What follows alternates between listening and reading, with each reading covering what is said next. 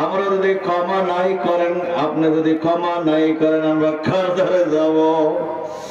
সন্ধ্যা যদি মায় তারায় দেয়, বাবার কাছে যায়।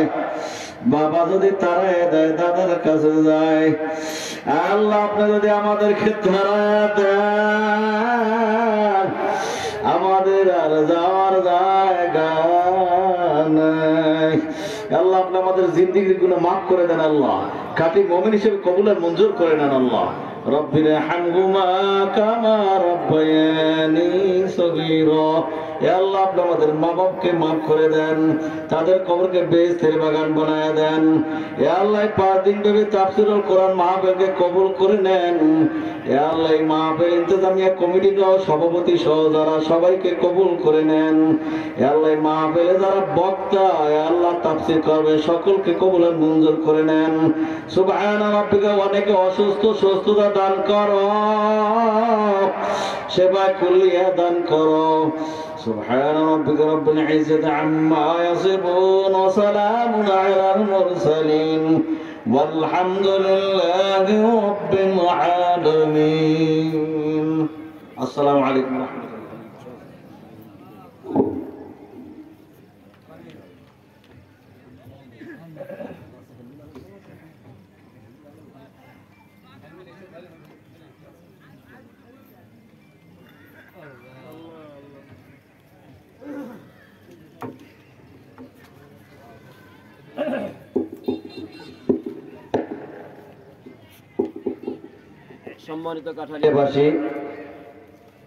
সম্মানিত কাঠালিয়াবাসী,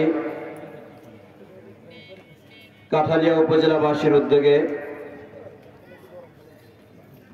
ঐতিহাসিক তাফসীরুল কোরআন মাহফিল ও হালকায়ে জিকির।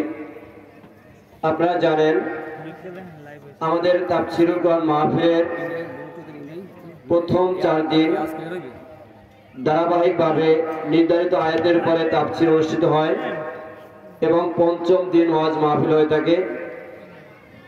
আমরা প্রতি বছরের ন্যায় এবছরও চেষ্টা করেছি সারা বাংলাদেশের শীর্ষ পর্যায়ে মুফাসসির গ্রাম যারা কোরআনের নির্ধারিত আয়াতের উপরে পবিত্র তাফসীর করে থাকেন, আমরা দেশ সেরা শীর্ষস্থানীয় উলামায়ে কেরামদেরকে নিয়ে প্রথম 4 দিনের ধারাবাহিক কার্যক্রম সাজিয়েছি।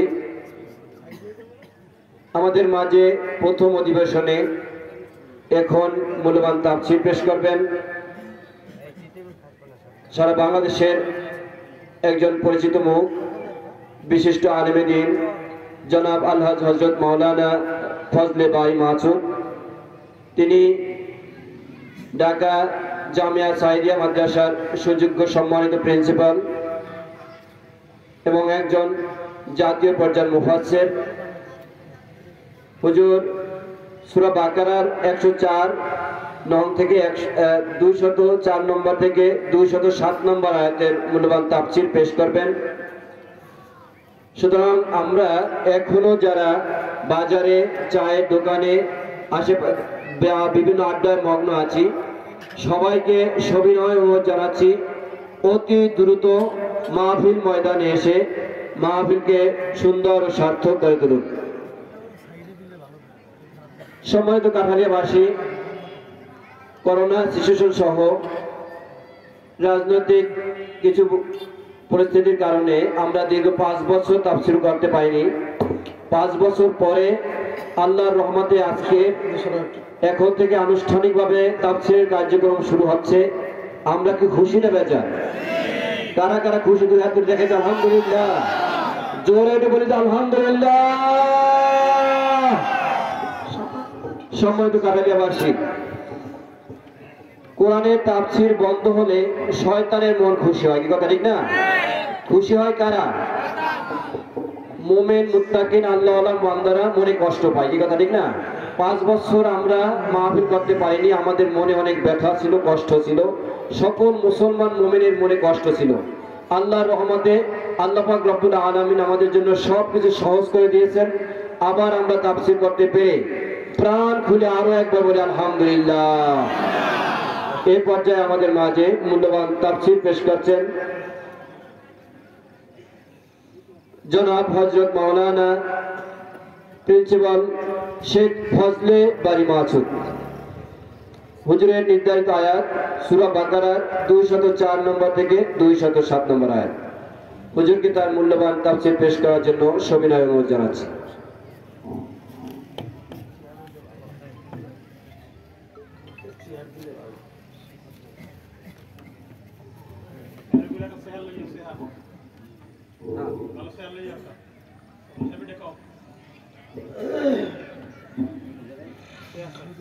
السلام عليكم ورحمة الله وبركاته. الحمد لله نحمده ونستعينه ونستغفره ونعوذ بالله من شرور أنفسنا ومن سيئات أعمالنا. من يهده الله فلا مضل له ومن يضلله فلا هادي له. وأشهد أن لا إله إلا الله وحده لا شريك له وأشهد أن محمدا عبده ورسوله. أما بعد فأعوذ بالله من الشيطان الرجيم. بسم الله الرحمن الرحيم. ومن الناس من يعجبك قوله في الحياة الدنيا ويشهد الله على ما في قلبه وهو ألد الخصام. وإذا تولى سعى في الأرض ليفسد فيها ويهلك الحرث والنسل والله لا يحب الفساد. وإذا قيل له اتق الله أخذته العزة بالإثم فحسبه جهنم ولبئس المهاد. ومن الناس من يشري نفسه ابتغاء مرضات الله والله رؤوف بالعباد. وقال الله سبحانه وتعالى في شان حبيبه مخبرا وآمرا إن الله وملائكته يصلون على النبي يا أيها الذين آمنوا صلوا عليه وسلموا تسليما. اللهم صل على سيدنا ونبينا وشفيعنا وحبيبنا ومولانا محمد صلى الله عليه وعلى آله وأصحابه وبارك وسلم. اللهم صل على سيدنا ونبينا وشفيعنا وحبيبنا ومولانا محمد صلى الله عليه وعلى آله وأصحابه وبارك وسلم. اللهم صل على سيدنا ونبينا وشفيعنا وحبيبنا ومولانا محمد صلى الله عليه وعلى آله وأصحابه وبارك وسلم. لا إله إلا الله إلا الله لا إله إلا الله لا إلا الله لا إله إلا الله لا إله إلا الله لا إله إلا الله محمد رسول الله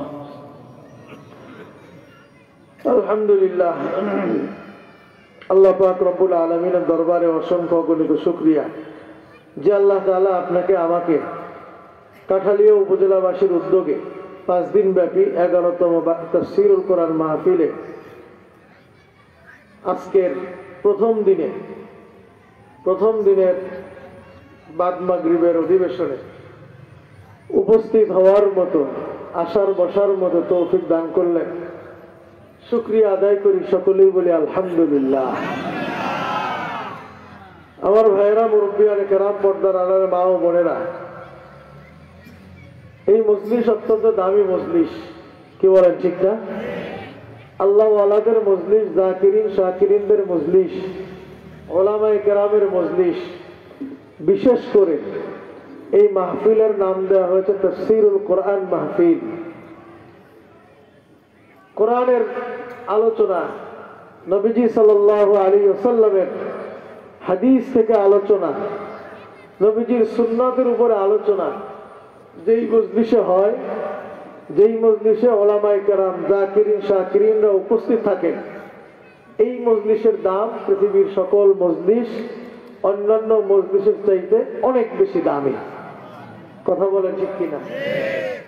কাজেই এই মজলিসে আমরা যারা উপস্থিত হয়ে পেরেছি, আল্লাহ পাকের একান্ত দয়া মায়া ছাড়া আপনার আমার পক্ষে এখানে আসা বসা সম্ভব ছিল না। আমি অত্যন্ত আনন্দিত হয়েছি এবং পুলকিত হয়েছি এজন্য যে বাংলাদেশের প্রত্যন্ত একটি অঞ্চলে আল্লাহ পাকের কোরআনের উপরে ধারাবাহিক তাফসীরুল কোরআন মাহফিল হয়, তাও সুনির্দিষ্ট আয়াতের উপরে ধারাবাহিকভাবে। এবার 11তম মাহফিল হচ্ছে। এটা আমাদের জন্য আশার বিষয়, কে বলে ঠিক না? যেই জমানায় মানুষ কোরআন শুনতে চায় না, যেই জমানায় মানুষ নাচ গান এগুলির প্রতি বেশি আগ্রহ, যেই জমানায় মানুষ দিন বিমুখ, এরকম একটা সময় এত সুন্দর, এত চমৎকার আয়োজন, এটা সত্যি আশার সৃষ্টি করে। কি বলেন ঠিক না বেঠিক? এখনো মানুষের মধ্যে আল্লাহ পাক যে নাজিল করেছেন 30 পারা কোরআন শরীফ, যেটা মাহফুজ রয়েছে লৌহে মাহফুজের মধ্যে সংরক্ষিত আছে, এই কিতাবের উপরে ধারাবাহিক তাফসীর শোনার জন্য মানুষের যে আগ্রহ এখনো আছে দেখা যায়, আশা করি থাকবেও ইনশাআল্লাহ। কি বলেন ঠিক না? এটা সত্যিই আমাদেরকে আশার সৃষ্টি করে এবং আমি আয়োজক মাহফিল কমিটিকে অত্যন্ত ধন্যবাদ জানাই, আয়োজকদেরকে অত্যন্ত শুকরিয়া জ্ঞাপন করছি। তারা এরকম প্রত্যন্ত একটা অঞ্চলে এত সুন্দর একটা আয়োজন ধারাবাহিকভাবে তারা করে আসছে। আল্লাহ তাআলা এই মাহফিলকে কিয়ামত পর্যন্ত জারি রাখুন, সকলে বলে আল্লাহুম্মা আমিন। এই আয়োজকদেরকে, যারা আমরা শ্রোতা আছি, আলোচক আছি, অত্র এলাকাবাসী যারা আছে, যারা সহযোগিতা করেছে নানানভাবে, আল্লাহ তাআলা সবাইকে কোরআনের বরকত সবাইকে দান করেন, সকলে বলে আল্লাহুম্মা আমিন। কোরআনের মহব্বতের কারণে কিয়ামতের ময়দানে এই কোরআন যেন আমাদেরকে সুপারিশ করে আল্লাহ পাকের জান্নাত পর্যন্ত পৌঁছাইতে পারে, আল্লাহ পাক যেন সেই ব্যবস্থা করেন, সকলে বলে আল্লাহুম্মা আমিন। আমার ভাইয়েরা, মুরব্বিয়ানে কেরাম, পর্দার আড়ালে মা ও বোনেরা, ধারাবাহিক তাফসীর অন্য বিষয়ে আলোচনা করার খুব বেশি সুযোগও নাই, সময়ও কম। আমি একটু দেরিতে আসছি, যেজন্য কিছু সময় নষ্ট আমি করে ফেলেছি। সূরাতুল বাকারা, আপনারা জানেন আমার আলোচ্য বিষয় হলো সূরা বাকারার 204 থেকে 207 নম্বর আয়াত পর্যন্ত। কোরআনের মহত্ব, কোরআনের মর্যাদা, কোরআনের ইজ্জত, কোরআনের ওজন, কোরআনের মর্তবা, এই বিষয়গুলোর উপরে আমার ধারণা এবং বিশ্বাস ইতিপূর্বেও আলোচনা হয়েছে।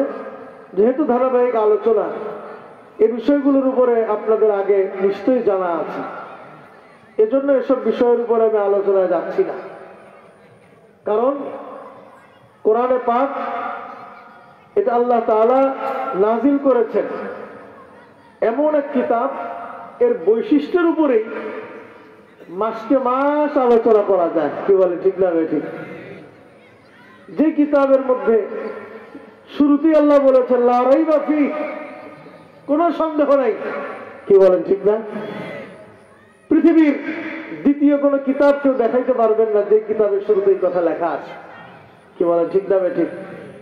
শুধু তাই নয়, এই কিতাবের মধ্যে পরিবর্তন, পরিবর্ধন, পরিমার্জন, সংযোজন, বিয়োজন 1450 বছরে কেউ পারে নাই, কিয়ামত পর্যন্ত কেউ পারবে না। কোরআনের মুজিজাত এত বেশি, ইজাজুল কোরআনের উপরে বিভিন্ন ভাষায়, আরবি, বাংলা, ইংরেজি, উর্দু, ফার্সি শত শত কিতাব রচিত হয়েছে। মানে কোরআনের অলৌকিকতা, কোরআনের বৈশিষ্ট্য, এগুলির উপরে এত কিতাব রচিত হয়েছে। পৃথিবীর অন্য কোন কিতাব সম্পর্কে এত লিখিত হয় না। এরপরেও এখনো মনে হয় যে আরো বাকি আছে, আরো বাকি আছে, আরো গবেষণার দাবি রাখে। জোরে বলেন সুবহানাল্লাহ। কাজেই এটা অত্যন্ত ব্যাপক। কোরআন বিরোধীরা বর্তমান জমানায় আছে না? আগের যুগে ছিল না? কি বলেন, ছিল কি ছিল না? আপনারা কি মনে করতেছেন তারা এমনিতেই ছেড়ে দিয়েছে কোরআনকে? কি বলেন? না, যুগে যুগে, সেই যখন কোরআন নাজিল হয়েছে তখন থেকে নিয়ে শুরু করে অদ্যাবধি পর্যন্ত এবং তা কিয়ামত পর্যন্ত ছিল, আছে এবং থাকবে কোরআন বিরোধীরা।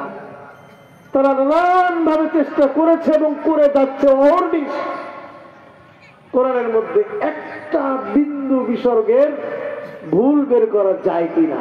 কথা বলেন, ঠিক না? পেরেছে? পারবে? কোনদিন পারবে? কোরআন বিরোধীরা এত কথা বলে, কোরআনের এই হুকুম, সেই হুকুম, এইটা অচল, এটা ভাল লাগে না, ওটা অমুক। চ্যালেঞ্জ করেছে ওলামায়ে কেরাম, আল্লাহ পাক নিজেই চ্যালেঞ্জ করেছে, যদি পারো এত কথা না বলে কোরআনের মধ্যে সামান্যতম একটা বিন্দু বিসর্গের তারতম্য ভুল বের করে দেখাও। কি বলে, ঠিক না? পারছে? পারবে কোনদিন? পারবে। কাজেই এটা আপনি যত বেশি চর্চা করবেন, এটার মধ্যে যত লেগে থাকতে পারবেন, দেখবেন তত মজা, তত আনন্দ, তত জীবন সুন্দর হবে। কোরআনের সাথে যে যত মিলতে পারবো তার জীবন তত বেশি সুন্দর হবে। কথা বলেন, ঠিক কিনা? কেউ কোনোদিন পারে নাই, কেউ কোনোদিন পারবে। অনেক মুজিজা, এগুলি সম্পর্কে নিশ্চয়ই আলোচনা হয়েছে। আমি সংক্ষেপে বলি, পৃথিবীর যত মাধুর্যপূর্ণ বই হোক না কেন, পুস্তক হোক না কেন, আপনি একবার পড়েছেন, দুইবার পড়েছেন, তৃতীয়বার আর পড়তে মনে চায় না। কি বলেন, ঠিক না? কত উপন্যাস আমরাও ছোটকালে পড়েছি, কত সুন্দর সুন্দর কবিতা, একবার, দুইবার, তিনবার, চারবার আর ভালো লাগে না। কিন্তু সূরাতুল ফাতিহা, কোরআনুল কারীম, সূরা ফাতিহা প্রত্যেক দিন কতবার পড়ছি, যত পড়ি তত মজা লাগে। ইমাম সাহেব পড়েন আলহামদুলিল্লাহি রাব্বিল আলামিন আর রহমানির রহিম মালিকি ইয়াউমিদ্দিন ইয়্যাকা না'বুদু ওয়া ইয়্যাকা নাস্তাঈন ইহদিনাস সিরাতাল মুস্তাকিম সিরাতাল লাযীনা আন'আমতা আলাইহিম গায়রিল মাগদুবি আলাইহিম ওয়ালাদ-দাল্লিন। আমিন। মাগরিবের নামাজে পড়ছেন না? অনেকবার পড়েছেন, এখন আবার পড়লাম, শুনলেন কোনো বিরক্তি আছে? আছে? সামান্যতম বিরক্তি যুক্তি নেই, বলে আরো পড়েন হুজুর, আরো পড়েন, আবার পড়েন। কি বলে ঠিক না? এগুলি কোরআনের মুআজিজা। কাজেই আমরা এই কোরআনের সাথে নিজের সম্পর্ক গড়ব, নিজেকে যত বেশি পারি আঁকড়ে ধরে রাখার চেষ্টা করবো ইনশাআল্লাহ। কারা কারা রাজি আছে ইনশাআল্লাহ? আমি শেষে একটা ওয়াদা নিতাম, ভুলে যাই কিনা জানি না, আগে একটা ওয়াদা নিয়ে নিই। তা হলো আমরা যারা এই কোরআনের তাফসীরে 11 বছর যাবত আসতেছি কিংবা নতুন এসেছি, আমরা একটা ওয়াদা প্রথমে করতে চাই। সেটা কি? যে আমার যদি তেলাওয়াতে কোরআন তেলাওয়াত যদি অশুদ্ধ হয়ে থাকে, আমি যদি সারা জীবন যদি তাফসীর মাহফিলে আসি, আমি কিন্তু ততটা লাভবান হতে পারি নাই। আমরা আগামী বছর তাফসীর মাহফিল তো অনেক দূর, এর আগেই আমরা যারা কোরআন তেলাওয়াত আমাদের অশুদ্ধ আছে, আমরা প্রত্যেকেই কোরআন তেলাওয়াত শুদ্ধ করে নেব ইনশাআল্লাহ। কারা কারা নিয়ত করতে পারে? রাজি আছেন ইনশাআল্লাহ? কই সবাই উঁচু করেন নাই তো? ভালো করে উঁচু করেন। ওয়াদা করছেন তো ইনশাআল্লাহ? হাত নামান। যারা কোরআনকে মহব্বত করে এসেছি, কারো তেলাওয়াত অশুদ্ধ থাকতে পারবে না। 1 নম্বর ওয়াদা। 2 নম্বর ওয়াদা শেষে আবারও করাবো সময় থাকলে। আমরা যারা এই মজলিসে এসেছি, এখানে অধিকাংশই বয়োজ্যেষ্ঠ, আমাদের সন্তান, আমাদের আত্মীয় স্বজন, ভাতিজা ইত্যাদি ইত্যাদি আত্মীয় স্বজন যারা আছে, প্রত্যেকটা ঘরে অন্তত 1জন 2জন হাফেজে কোরআন তৈরি করব ইনশাআল্লাহ। কারা কারা নিয়ত করতে পারে? করবেন তো ইনশাআল্লাহ? হাত নামান। সাথে সাথে আলেমে দ্বীন করার জন্য চেষ্টা করবো। আল্লাহ তাআলা তৌফিক দান করেন, সকলে আল্লাহুম্মা আমিন। ভাইরা আমার যে আলোচ্য আয়াত আমি যেখান থেকে তেলাওয়াত করেছি, সূরাতুল বাকারার 204 থেকে 207 নম্বর আয়াত। এ সম্পর্কে সংক্ষিপ্ত সময়ে যতটুকু বলা যায় ইনশাআল্লাহ আপনাদের সামনে বলার চেষ্টা করবো ইনশাআল্লাহ। সূরাতুল বাকারার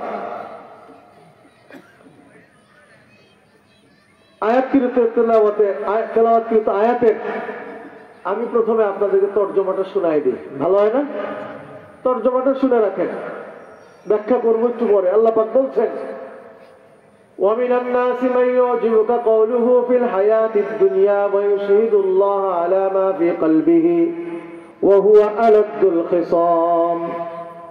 আল্লাহ পাক বলছেন, হে নবী, মানুষের মধ্যে কিছু সংখ্যক মানুষ, মান ইউ'জিবুকা কওলুহু, যাদের কথা আপনাকে আশ্চর্যান্বিত করে, ফিল হায়াতিদ দুনিয়া, দুনিয়ার বিষয়ে, পার্থিব জীবনের বিভিন্ন বিষয়ের উপরে, মান ইউ'জিবুকা কওলুহু ফিল হায়াতিদ দুনিয়া, তারা এসে আপনার সামনে চমৎকার চমৎকার দুনিয়ার বিষয়ে কথা বলে, এটা আপনাকে আশ্চর্যান্বিত করে। وَيُشْهِدُ اللَّهَ عَلَى مَا فِي قَلْبِهِ وَهُوَ أَلَدُّ الْخِصَامِ, এবং তারা আপনার কাছে এসে আল্লাহর ব্যাপারে তারা যে কথা বলেছে, এই কথাকে সত্য প্রমাণিত করার জন্য আপনার সামনে আল্লাহকে নিয়ে তারা কসম করে, সাক্ষ্য স্থাপন করে। হ্যাঁ, আপনার সামনে এসে চমৎকার কথা বলে তারা এর দলিল প্রমাণ করতে চায় যে এ বিষয়ে আল্লাহ জানে, তার মানে ওনার কথাটা সত্য, এই কথাটা সে বলতে চায়। ওয়ায়ুশহিদুল্লাহ আলা মা ফি, আর তার সাক্ষ্য স্থাপন করে আল্লাহকে নিজের মনের ব্যাপারে, কথার ব্যাপারে। কথা বুঝতে পারছেন? আলা মা ফি কলবি ওয়া হুয়া আলাদ্দুল খিসাম।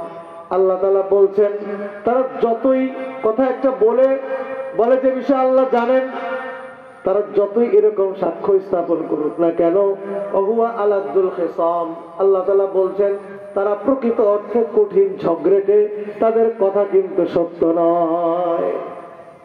কিছু সংখ্যক মানুষ আছে, এটা কার সামনে? এটা সামনে বলো ওহুয়া আলাদ্দুল খিসাম, তারা আসলে ঝগড়েটা। এরপর কি বলছেন? ওয়াইদা তাওয়াল্লা সাআ ফিল আরদি লিইফসিদা ফিল হারসি লিইফসিদা ফিল হারসি ওয়াইদা তাওয়াল্লা সাআ ফিল আরদি লিইফসিদা ফিহা ওয়া ইউহলিকাল হারসা ওয়ান নাসলা ওয়াল্লাহু লা ইউহিব্বুল ফাসাদ। এবং কি করে? যখন আপনার থেকে তারা ফিরে যায়, তখন তারা দুনিয়ার মধ্যে ফিতনা ফাসাদ সৃষ্টি করে। তারা কি করে? জমিনের মধ্যে ফসল যেগুলি আছে এগুলিকে ধ্বংস করে দেয়। ওয়াইহুলিকাল হারসা, অন্যের সম্পদকে ধ্বংস করে। ওয়ান নাসলা, মানুষ এবং অন্যান্য জীব জানোয়ার এদেরকেও তারা ধ্বংস করে। আমি শাব্দিক অর্থ করলাম না, আমি ব্যাখ্যামূলক অর্থ করছি আপনাদের সামনে। ওয়াইহুলিকাল হারসা ওয়ান নাসলা, এবং তারা অন্যান্য মানুষদেরকে এবং পশু অন্যান্য প্রাণী যেগুলি আছে তাদেরকে সে ধ্বংস করে। আল্লাহু লা ইউহিব্বুল ফাসাদ, হে নবী আপনি জেনে নেন আল্লাহু লা ইউহিব্বুল ফাসাদ, আল্লাহ তাআলা ফিতনা ফাসাদকারীদেরকে ভালোবাসেন না। কি কথা বুঝে আসছে? এরপরে বলছেন পরের আয়াতে, 5 নম্বর আয়াতে 205, ওয়া ইযা কিলা লাহু তাকিল্লাহা, এরপরে যখন তাদেরকে বলা হয় হে আহাম্মক আল্লাহকে ভয় করো, ওয়া ইযা কিলা লাহু তাকিল্লাহা, যখন তাকে বলা হয় তুমি আল্লাহকে ভয় করো, আখাযাতুল ইজ্জাতু বিল ইসমি ফাহাসবুহু জাহান্নাম, অতঃপর সে যখন তাকে আল্লাহকে ভয় করার কথা বলা হয় তাকে আল্লাহকে ভয় করা থেকে বিরত রাখে তার অহংকার। আখাযাতুল ইজ্জাতু বিল ইসমি, সে যে অহংকারী, তার অহংকার তাকে আল্লাহ তাআলার কে ভয় করা থেকে তাকে প্রতিবন্ধকতা সৃষ্টি করে। না, তুই আল্লাহকে ভয় করতে পারবি না, তোর দ্বারা আল্লাহকে ভয় করা চলবে না। আখাযাতুল ইজ্জাতু বিল ইসমি ফাহাসবুহু জাহান্নাম ওয়ালা বিসাল মিহাদ, আল্লাহ তাআলা বলেন এই সকল ব্যক্তিদের জন্য রয়েছে কি? নিকৃষ্টতম জাহান্নামই হলো এদের জন্য যথেষ্ট। জোরে বলেন নাউযুবিল্লাহ।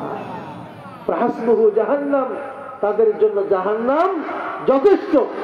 এরপর আল্লাহ বলছেন ওয়ালা বিসাল মিহাদ, তাদের ঠিকানা অত্যন্ত কতই না নিকৃষ্টতম। নাউযুবিল্লাহ।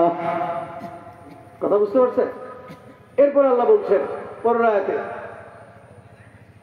এ হলো এক শ্রেণীর মানুষের কথা বললেন, এরপরে আল্লাহ তাআলা আর এক শ্রেণীর কথা বলছেন। তাহলে এই যাদের কথা বললেন এরা কি ভালো না খারাপ? বলেন, তারা ভালো না খারাপ? নিঃসন্দেহে খারাপ। এরপরে আল্লাহ তাআলা ভালো লোকের প্রশংসা করছেন, ওয়া মিনান নাসি মান ইয়াশরি নাফসাহু ইবতিগাআ মারদাতিল্লাহি ওয়াল্লাহু রাউফুম বিল ইবাদ, অন্যদিকে যেই মানুষেরা মান ইয়াশরি নাফসাহু, তাদের নফসকে বিক্রি করে দেয় কিসের জন্য? ইবতিগাআ ওয়াজহিল্লাহ, ইবতিগাআ মারদাতিল্লাহ, আল্লাহ তাআলার সন্তুষ্টির উদ্দেশ্যে, সন্তুষ্টির জন্য নিজেকে সে বিক্রি করে দেয়। আল্লাহ তাআলা বলছেন, এই আল্লাহ তাআলা এই মানুষদের প্রশংসা করছেন, এই এক শ্রেণীর মানুষ। আল্লাহ পাক এরপরে বলছেন এই মানুষদের প্রতি আল্লাহু রাউফুম বিল ইবাদ, আল্লাহ তাআলা এই মানুষদের উপরে অত্যন্ত মেহেরবান। সুবহানাল্লাহ। তাহলে অর্থটা বুঝে আসছে? প্রথম শ্রেণীর মানুষ খারাপ, দ্বিতীয় শ্রেণীর মানুষ ভালো না খারাপ? ভালো না? প্রথম শ্রেণীর মানুষ সম্পর্কে আল্লাহ বললেন কিছু মানুষ আছে এরা আপনার সামনে এসে চমৎকার চমৎকার কথা বলে, এবং এই কথা বলে সে বলে আপনি আমার কথা বিশ্বাস করেন কারণ আমি সত্য বলছি। এ ব্যাপারে আল্লাহ তাআলা ভালোই জানেন, আমার সম্পর্কে আল্লাহ ভালো জানেন। অথচ আল্লাহ বলছেন ওহু আলাদুল খিসাম, এ ব্যক্তিরা প্রকৃত অর্থে মারাত্মক ঝগড়াটে এবং খারাপ লোক। এবং এই খারাপ লোকগুলো আপনার সাথে ভালো কথা বলে বটে, কিন্তু এখান থেকে বের হয়ে গিয়া তারা সমাজের মধ্যে ফিতনা ফাসাদ সৃষ্টি করে এবং মানুষের সম্পদ নষ্ট করে, মানুষদেরকে তারা হত্যা করে, ক্ষতিগ্রস্ত করে। যারা বলেন নাউযুবিল্লাহ মিন যালিক। ওয়া ইযা তাওয়াল্লা সাআ ফিল আরদি লিইফসিদা ফিহা ওয়া ইউহলিকাল হারসা ওয়ান নাসল, আল্লাহ জানিয়ে দেন এই সমস্ত কাজ যারা করে আল্লাহু লা ইউহিব্বুল ফাসাদ, আল্লাহ তাআলা ফিতনা ফাসাদকে ভালোবাসেন না। কি ঠিক না ঠিক? এরপরে বললেন ওয়া ইযা কিলা লাহু তাকিল্লাহা, যখন তাদেরকে বলা হয়, এই তো তাদের চিত্র, তাদের চরিত্র বৈশিষ্ট্য, এরপরে বলা হয় মিয়া তুমি তো খারাপ খারাপ কাজ করতেছো, আল্লাহকে ভয় করো।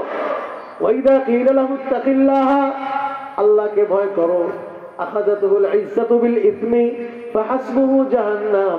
আল্লাহ পাক বলছেন তাদেরকে আল্লাহর ভয় করার কথা বললেও তারা আল্লাহকে ভয় করতে পারে না, কারণ তাদের মধ্যে যে অহংকার আছে এই অহংকারটাকে আল্লাহকে ভয় করা থেকে প্রতিবন্ধকতা সৃষ্টি করে, বরঞ্চ অহংকারের দিকে তাদেরকে উদ্বুদ্ধ করে। নাউযুবিল্লাহ। আখাযাতুহুল ইজ্জাতু বিল ইসমি ফাহাসবুহু জাহান্নাম। আল্লাহ বলে দিলেন ফাহাসবুহু জাহান্নাম, তাদের জন্য আবাসস্থল জাহান্নামই তাদের জন্য যথেষ্ট। নাউযুবিল্লাহ। তারপর এগুলো খারাপ লোকের বৈশিষ্ট্য, মনে রাখবেন তো ইনশাআল্লাহ, মনে থাকবে।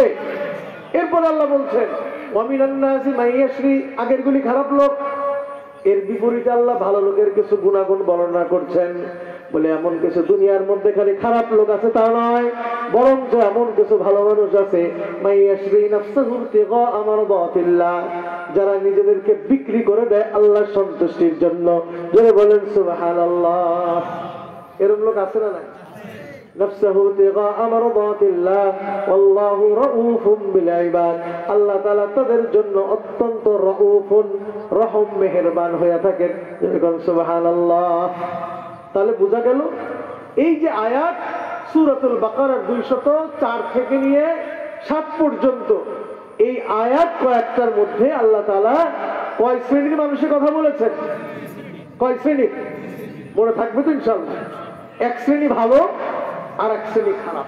বিস্তারিত আলোচনা আমরা সামনে আসছি। এখান থেকে আমরা সংক্ষিপ্ত ভাবে কোরআনের একটা বৈশিষ্ট্যের কথা বলে যাব। সেটা কি? আল্লাহ তাআলা কোরআনে কারীমের মধ্যে আপনারা দেখবেন, পড়লে দেখবেন, তরজমা পড়বেন, ওলামায়ে কেরামরা ভালো করেই জানেন কোরআনুল কারীমের মধ্যে বৈশিষ্ট্যটা হলো আল্লাহ তাআলা যেখানেই খারাপ লোকের বর্ণনা করেছেন, পরবর্তীতে আল্লাহ তাআলা ভালো লোকের বর্ণনা করেছেন। সুবহানাল্লাহ। সুবহানাল্লাহ বলেন না? আর একটু আস্তে বলেন, জোরে বলেন।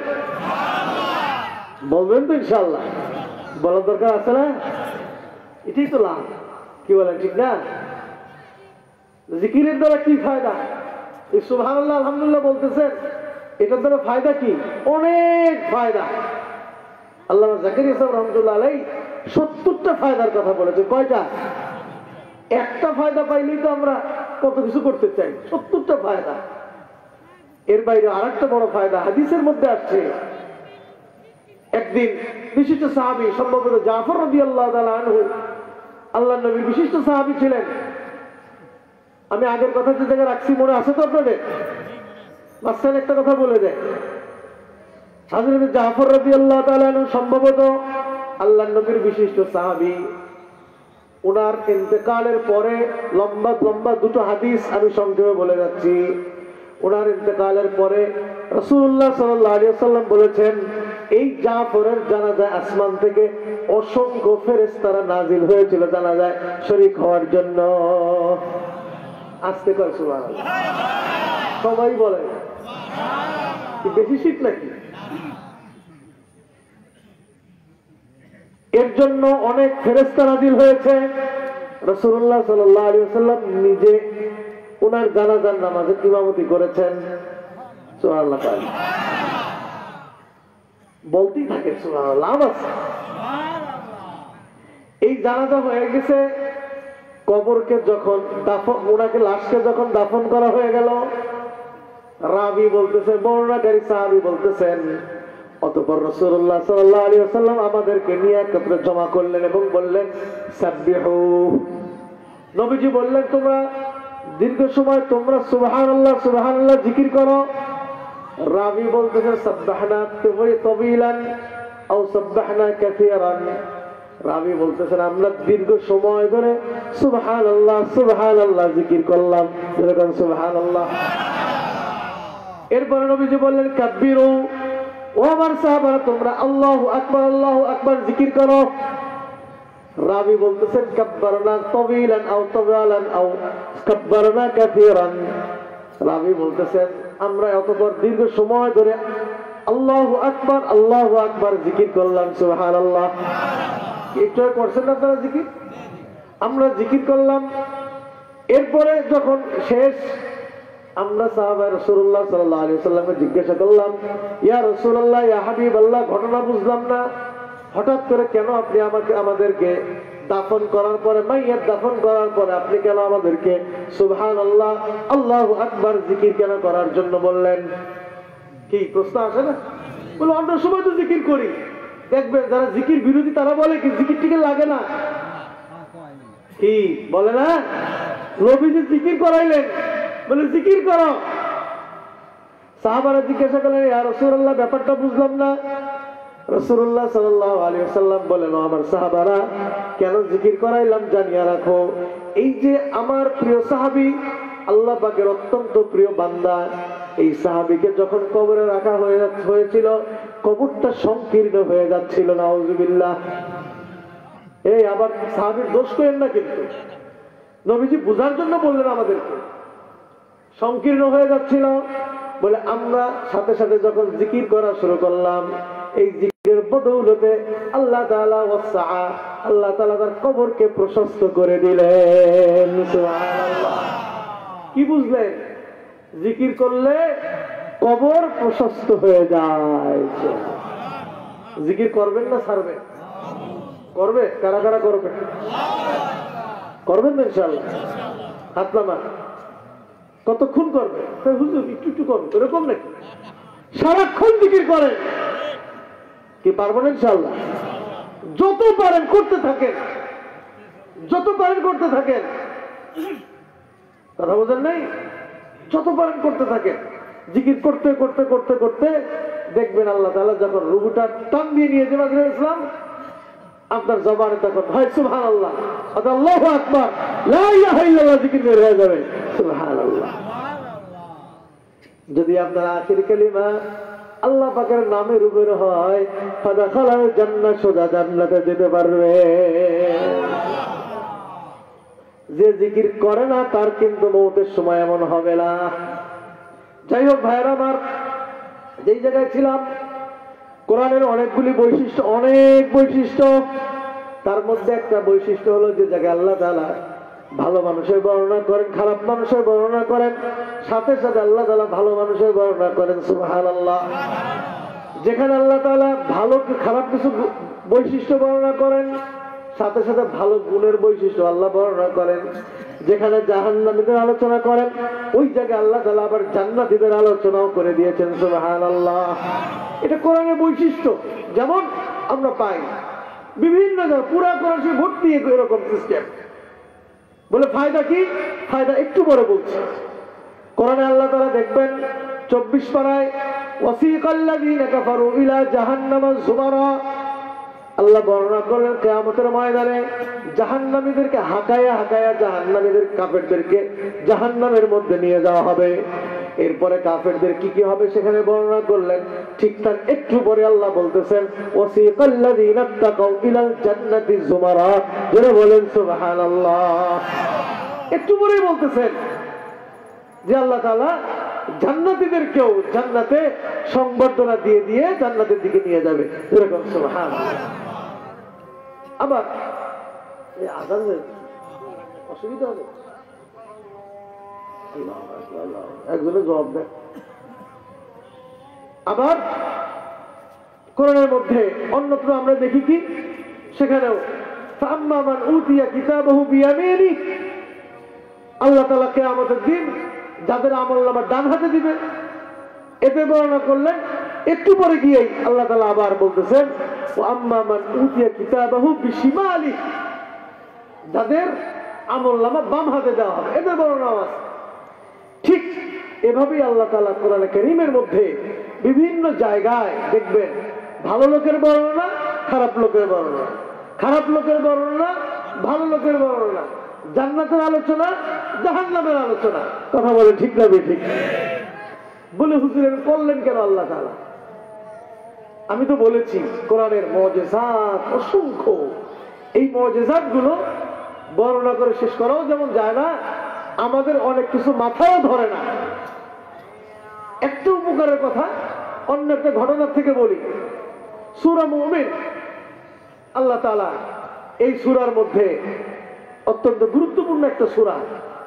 এই সূরার মধ্যে আল্লাহ তাআলা বলছেন, حاميم تنزيل الكتاب من الله العزيز العليم غافر الذنب وقابل التوب شديد العقاب للطول لا إله إلا هو إليه المصير سبحان الله আল্লাহ তাআলা এই সূরার মধ্যেও শুরুতেই ওই একই সিস্টেম কি বললেন হামিম এরপরে বলছেন তানজিলুল কিতাব মিনাল্লাহিল আজিজিল আলিম আল্লাহ তাআলা অবতীর্ণ করেছেন এই কিতাব আল্লাহ তাআলার গুণাগুণ বর্ণনা করলেন এরপরে কি গাফিরিজ যামবি ওয়া কাবিলিত তাওবি শাদীদুল ইকাব আল্লাহ তাআলা বলছেন বলে ওই আল্লাহ কেমন জানো যে আল্লাহ গাফিরিজ যামব গুনাহ মাফ করনেওয়ালা এরপরে কি কাবিলিত তাওব তওবা গ্রহণকারী শাদীদুল ইকাব আগে দুটো ভালো বলছে না এরপর বলছে শাদীদুল ইকাব কঠিন শাস্তি প্রদান করনেওয়ালা কথা বুঝতে পারছেন এইভাবে আল্লাহ তাআলা বর্ণনা করলেন বলে এই সূরা অনেকগুলি ঘটনা আছে এত লম্বা যাব না আমরা মূল জায়গায় চলে যাব এই আয়াতের প্রেক্ষিতে একটা ঘটনা আছে চমৎকার হযরতে ওমর ইবনুল খাত্তাব রাদিয়াল্লাহু তাআলা আনহুর জামানায় এক লোক ওমর ইবনুল খাত্তাব রাদিয়াল্লাহু তাআলা যখন মজলিস হতো অনেক মানুষ সেখানে আসতেন ওইখানে একটা লোক আগে আসতো এখন আর আসে না দেখা যায় না ওমর ইবনুল খাত্তাব জিজ্ঞাসা করলেন মা হাযার রাজুল ওই ব্যক্তি কি হইল কেন সে এখন এখানে আসে না অনুপস্থিত থাকে কেন কারণটা কি এই কথা বলার পরে তখন উপস্থিত লোকজনে বলল ইয়া আমিরুল মুমিনিন লোকটা তো সমস্যা হয়েছে কি বলে লোকটা এখন আর দিনের উপরে নাই সে মদ পান করে মদের নেশায় ডুবে থাকে এই কথা যখন বলল তখন আমিরুল মুমিনিন বললেন তার কাতেবকে ডাকলেন আসো দিকে আসো একটা চিঠি লেখো একটা চিঠি লেখো ওই ব্যক্তির কাছে ওই যে ব্যক্তি আসে না এখন তার কাছে লেখো মিন ওমর ইবনুল খাত্তাব ইলা ফুলান বলে ওমর ইবনুল খাত্তাবের পক্ষ থেকে অমুক ব্যক্তির নিকটে চিঠি লেখো চিঠি লিখে এই শুরুতেই তুমি এই সূরা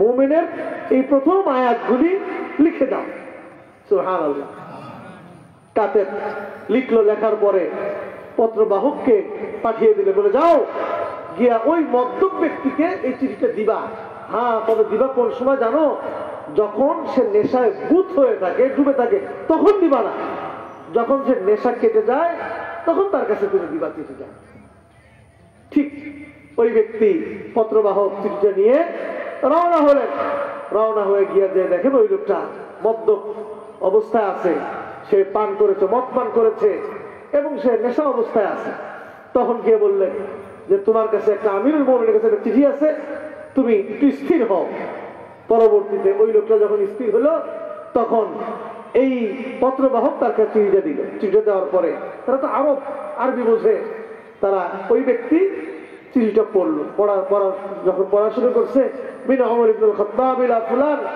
এরপরে যখন আয়াতগুলি বললো পড়ার সাথে সাথে ওই ব্যক্তির চোখ দিয়ে দর দর করে পানি পড়া শুরু হয়ে গেছে ওই ব্যক্তির চোখের পানি রাখতে পারলো না সে বলল খোদার কসম এত চমৎকার কথা আমি আগে কখনো শুনেছি বলে মনে হয় না আমি আবার তওবা করলাম আর কোনদিন মদ পান করবো না গুনার কাজ করবো না সুবহানাল্লাহ বলে কেন বলে আমার কাছে ওমর ইবনুল খাত্তাব যে চিঠি লিখেছেন আমার কাছে যে চিঠি লেখার শুরুতে যে কোরআনের আয়াতটা লিখেছেন এই আয়াতের মধ্যে আল্লাহ তাআলার অনন্য বৈশিষ্ট্যাবলী বর্ণনা করা হয়েছে এইখানে আল্লাহ তাআলা গাফিরুজ যামবি কাবিলুত তাওব আল্লাহ তাআলা ক্ষমা করনেওয়ালা তওবা গ্রহণ করনেওয়ালা সাথে সাথে শাদীদুল ইকাবি লিত-তাওল আল্লাহ তাআলা কঠোর শাস্তি প্রদানকারী এই আল্লাহ তাআলার এই বৈশিষ্ট্যটা বর্ণনা করা হয়েছে যে আল্লাহ তাআলার মধ্যে এই গুণাবলীগুলি আছে কাজেই যার মধ্যে এই গুণ আছে আমি ওই আল্লাহকে ভুলে অন্য কোন রাস্তায় থাকতে পারি না সুবহানাল্লাহ এটা হলো কোরআনের বৈশিষ্ট্য কোরআন এইভাবে মানুষের কথা বলে এবং মানুষের হৃদয়ের মধ্যে এত বেশি প্রবেশ করে এটা কল্পনা করা যায় না আমরা জানি ওমর ইবনুল খাত্তাব রাদিয়াল্লাহু তাআলা আনহু ইসলাম গ্রহণের আমরা একটা ঘটনা জানি সেটা কি? ওই যে তার বোনের বাড়িতে গেছিল, রাসূলুল্লাহ সাল্লাল্লাহু আলাইহি ওয়াসাল্লামকে হত্যা করার জন্য গিয়েছিল, হ্যাঁ, এরপরে বোনের বাসায় গিয়েছে, সেখানে কি ঘটনা ঘটেছে এটা আমরা জানি না কম বেশি না, কিন্তু এর আগে আরেকটা ঘটনা আছে, আরেকটা ঘটনা আছে, আরেকটা ঘটনা আছে। সেখানেও ওমর ইবনুল খাত্তাব রাদিয়াল্লাহু তাআলা চমৎকার ঘটনা আছে। আসলে লম্বা হয়ে যাবে, ওদিকে আমি যাচ্ছি না। সেখানে ওমর ইবনুল খাত্তাব রাদিয়াল্লাহু তাআলা মনের কথাটা কোরআন বলে দিয়েছে। বলে ঘটনাটা কি সংক্ষেপে বলে যাই। ওমর ইবনুল খাত্তাব একদিন বাইতুল্লাহর কাছে গিয়েছেন। বাইতুল্লাহর কাছে যখন গেছে, গিয়ে দেখে রাসূলুল্লাহ সাল্লাল্লাহু আলাইহি ওয়াসাল্লাম নামাজ পড়তেছে, নামাজের অর্থ। তো যখন নামাজের মধ্যে কোরআনের কিছু অংশ শুনেছে, ওমর ইবনুল খাত্তাবের চিন্তা আসলো, মুহাম্মদ বোধহয় বড় শায়ের হবে, কবি হবে। এটা ওমর ইবনুল খাত্তাবের মনের মধ্যে উদিত হয়েছে। যেই উদিত হয়েছে, রাসূলুল্লাহ সাল্লাল্লাহু আলাইহি ওয়াসাল্লাম ওই সময় তেলাওয়াত করলেন, ওয়ামা হুয়া বিকাউলি শায়ের কালিলাম মা তুমিনুন। হে ওমর, তুমি যে মুহাম্মদকে কবি মনে করতেছো, এটা কোরআনের আয়াত, পরের অংশ, আমি যেটা পড়তেছি। ওয়ামা হুয়া বিকাউলি শায়ের, হে ওমর, তুমি যে মুহাম্মদকে কবি মনে করতেছো, তুমি জানিয়ে রাখো মুহাম্মদ কোন শায়ের নয়। ওমা হুয়া বিকাউলি শায়েরিন কালিলাম মা তুমিনুন। কিন্তু কম সংখ্যক মানুষ এটা এই কথার উপরে বিশ্বাস স্থাপন করে। সুবহানাল্লাহ। ওমর চিন্তা করলো, আমি চিন্তা করছি সে শায়ের, কবি, নামাজের মধ্যে সুন্দর উত্তর দিয়ে দিল, না সে কবি না, তাহলে কি হবে? ওমরের মনের মধ্যে আবার চিন্তা আসছে, না সে হয়তো কোনো জ্যোতিষী হবে, তাছাড়া এত সুন্দর কোরআন বাড়ায় কেমনে? তা ওমরের মনের মধ্যে এই প্রশ্ন, আগের প্রশ্ন উত্তর পেয়ে গেছে যারা হাফেজ কোরআন তারা জানে। এর পরের আয়াত কি?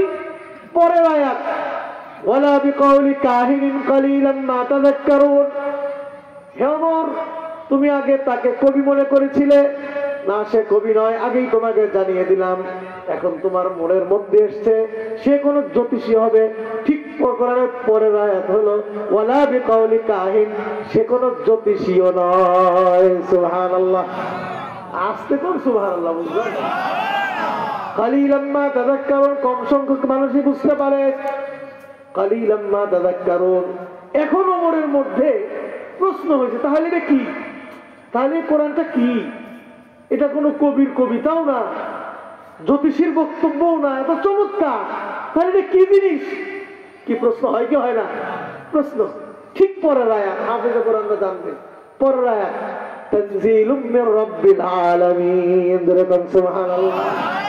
হে ওমর, তোমার চিন্তার কোনো কারণ নেই, তুমি জানিয়ে রাখো এটা কোনো কবির কবিতা নয়, জ্যোতিষীর কোন বক্তব্য নয়। তোমার মধ্যে প্রশ্ন, এটা কোন জায়গার কি? জানিয়ে রাখো তানজিলুম মির রাব্বিল আলামিন, এটা তোমার প্রভু সারা জগতের মালিক এই রবের পক্ষ থেকে এটা অবতীর্ণকৃত। সুবহানাল্লাহ। এখন ওমরের মধ্যে প্রশ্ন, প্রশ্ন শেষ হয় নাই। ওমরের মধ্যে প্রশ্ন বুঝলাম আল্লাহর পক্ষ থেকে যদি নাজিলকৃত হয়। এখন আমার মধ্যে প্রশ্ন, আল্লাহ রয়েছেন কোন জায়গায়? আরশের মধ্যে। এই যখন নাজিল হয় কার মাধ্যমে নাজিল করে? এবং মুহাম্মদ যদি এখানের মধ্যে কিছু ঢুকাইয়া দেয় তাহলে সেটা কি হবে? বিকৃত করতে পারে। আল্লাহ পাক রব্বুল আলামিন পরের আয়াতে নাজিল করলেন তানজিলুম মির রাব্বিল আলামিন ওয়ালাউ তাকাওয়ালা আলাইনা বা'দাল আকাবিল লাআখাযনা মিনহু বিল ইয়ামিন সুম্মা লাকাতানা মিনহুল ওয়াতিন। সংক্ষেপে বললাম, আল্লাহ পাক রব্বুল আলামিন পরের আয়াতের মধ্যে বলতেছেন, ও ওমর, তোমার চিন্তার কোনো কারণ নাই, তুমি জানিয়ে রাখো ওয়ালাউ তাকাওয়ালা আলাইনা বা'দাল আকাবিল, যদি মুহাম্মদ তার নিজের পক্ষ থেকে এ জায়গায় কোনো কিছু ঢুকায়, আমি আল্লাহ বলে দিচ্ছি মুহাম্মদ তা ঢুকাইতে পারবে না। যদি মুহাম্মদ ঢুকায়, আমি মুহাম্মদের গ্রীবা টেনে ছিঁড়ে আমি নিক্ষেপ করে ফেলে দেব। সুবহানাল্লাহ। দেখছেন কোরআন কি জিনিস? এই যখন প্রশ্নের উত্তর হয়ে গেল, ওমরের মধ্যে আনচান আনচান শুরু করেছে, বলে এটা কোন কোরআন? আমি যা মনে প্রশ্ন উত্তর দিয়ে দেয়, চিৎকার দিয়ে সুবহানাল্লাহ। এরকম অসংখ্য অগণিত মুআজিজাত কোরআনের বলে শেষ করা যায় না।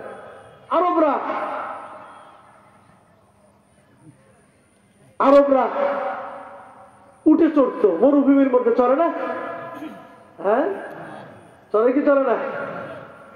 আরবরা মরুভূমির মধ্যে চড়ে, মরুভূমির মধ্যে চড়তে গিয়া যখন রাস্তায় চলে এরাদের মধ্যে চিন্তা আসছে, বলে আল্লাহ এটা কে, কে সৃষ্টি করলো, কিভাবে কি, তাদের মধ্যে অনেক চিন্তা ভাবনা। তাদের মধ্যে যখন চিন্তা আসছে আল্লাহ তাআলা আরবদেরকে বুঝাইতেছে, দেখ কোরআন এটা কি জিনিস, কোরআন একটু বোঝার চেষ্টা কর। বলে কি, তারা চড়ছে তো উটের উপরে, কি বলেন ঠিক না, উটের উপরে বসছে। এখন তারা আল্লাহকে খুঁজতেছে। কেমনে খোঁজে, আল্লাহকে খুঁজতেছে, কোথায় পায়?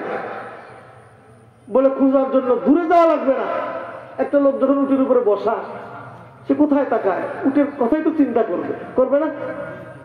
সূরা আল্লাহ তাআলা সূরাতুল গাশিয়ার মধ্যে উল্লেখ করতেছেন, ওই বেটা কি আল্লাহরে খোঁজো, তোর উটের মধ্যে তাকা। কি বলতেছে, আফালা ইয়ানজুরুনা ইলাল ইবিলি কাইফা খুলিকাত, এই তুই তো উটের মধ্যে বসা আছো, তাকা উটকে আল্লাহ কেমনে বানাইছে দেখ। আফালা ইয়ানজুরুনা ইলাল ইবিলি কাইফা খুলিকাত, তুমি কি দেখো না উটকে কিভাবে সৃষ্টি করা হয়েছে? এই কথা বলার পরে উটের যে আরোহী সে চিন্তা করে, তাহলে উটকে কে কিভাবে বানাইলো, এই বানানোওয়ালা কে? আমরা কি করি, যখন প্রথমে তো চিন্তা আসে মাথা নিচু করে চিন্তা করি, এরপরে কি করি, চিন্তা যখন বিস্তৃত হয় আমরা উপরের দিকে তাকাই, তাকাই না? তাহলে এটা কিভাবে বানাইলো, আসমানের দিকে তাকাইছে। এর পরের আয়াত আল্লাহ বলতেছে, ঠিক পরের আয়াত, ওয়াইলাস সামাই কাইফা রুফিআত, হয় মিয়া তুমি প্রথম উটের দিকে দেখছো, এরপরে চিন্তা করতেছে কেমনে বানাইলো, তাকাইছে যে আসমানের দিকে। ঠিক পরের আয়াত, ওয়াইলাস সামাই কাইফা রুফিআত, ও মানুষ চিন্তা করো আসমানকে আল্লাহ তাআলা কিভাবে সুউচ্চ করলেন, সুবহানাল্লাহ। আল্লাহকে চিন্তা গেছে করে আসমানে, তাকে কিভাবে আসমানকে উঁচু। এখন মানুষ আসমানের দিকে তাকাইয়া যখন চিন্তা করতে করতে এখন তার চোখটা আসতে নিচের দিকে আসলে সামনের দিকে যায়, ঠিক না বেটি? ঠিক সামনে যায় না? ঠিক তার পরের আয়াত দেখেন কত চমৎকার ভাবে আল্লাহ বলছেন, ঠিক আসমান থেকে নামিয়ে যখন সামনে দিল, সামনে দেখে পাহাড়, আল্লাহ বলতেছেন ওয়া ইলাল জিবালি কাইফা নুসিবাত। প্রথম চিন্তা উটকে নিয়ে, আরে এত সুন্দর এত শক্তিশালী উট কিভাবে বানাইছে, চিন্তা করতে আসমানে তাকাইছে, আল্লাহ বলে দেখো ইলাস সামাই কাইফা রুফিআত।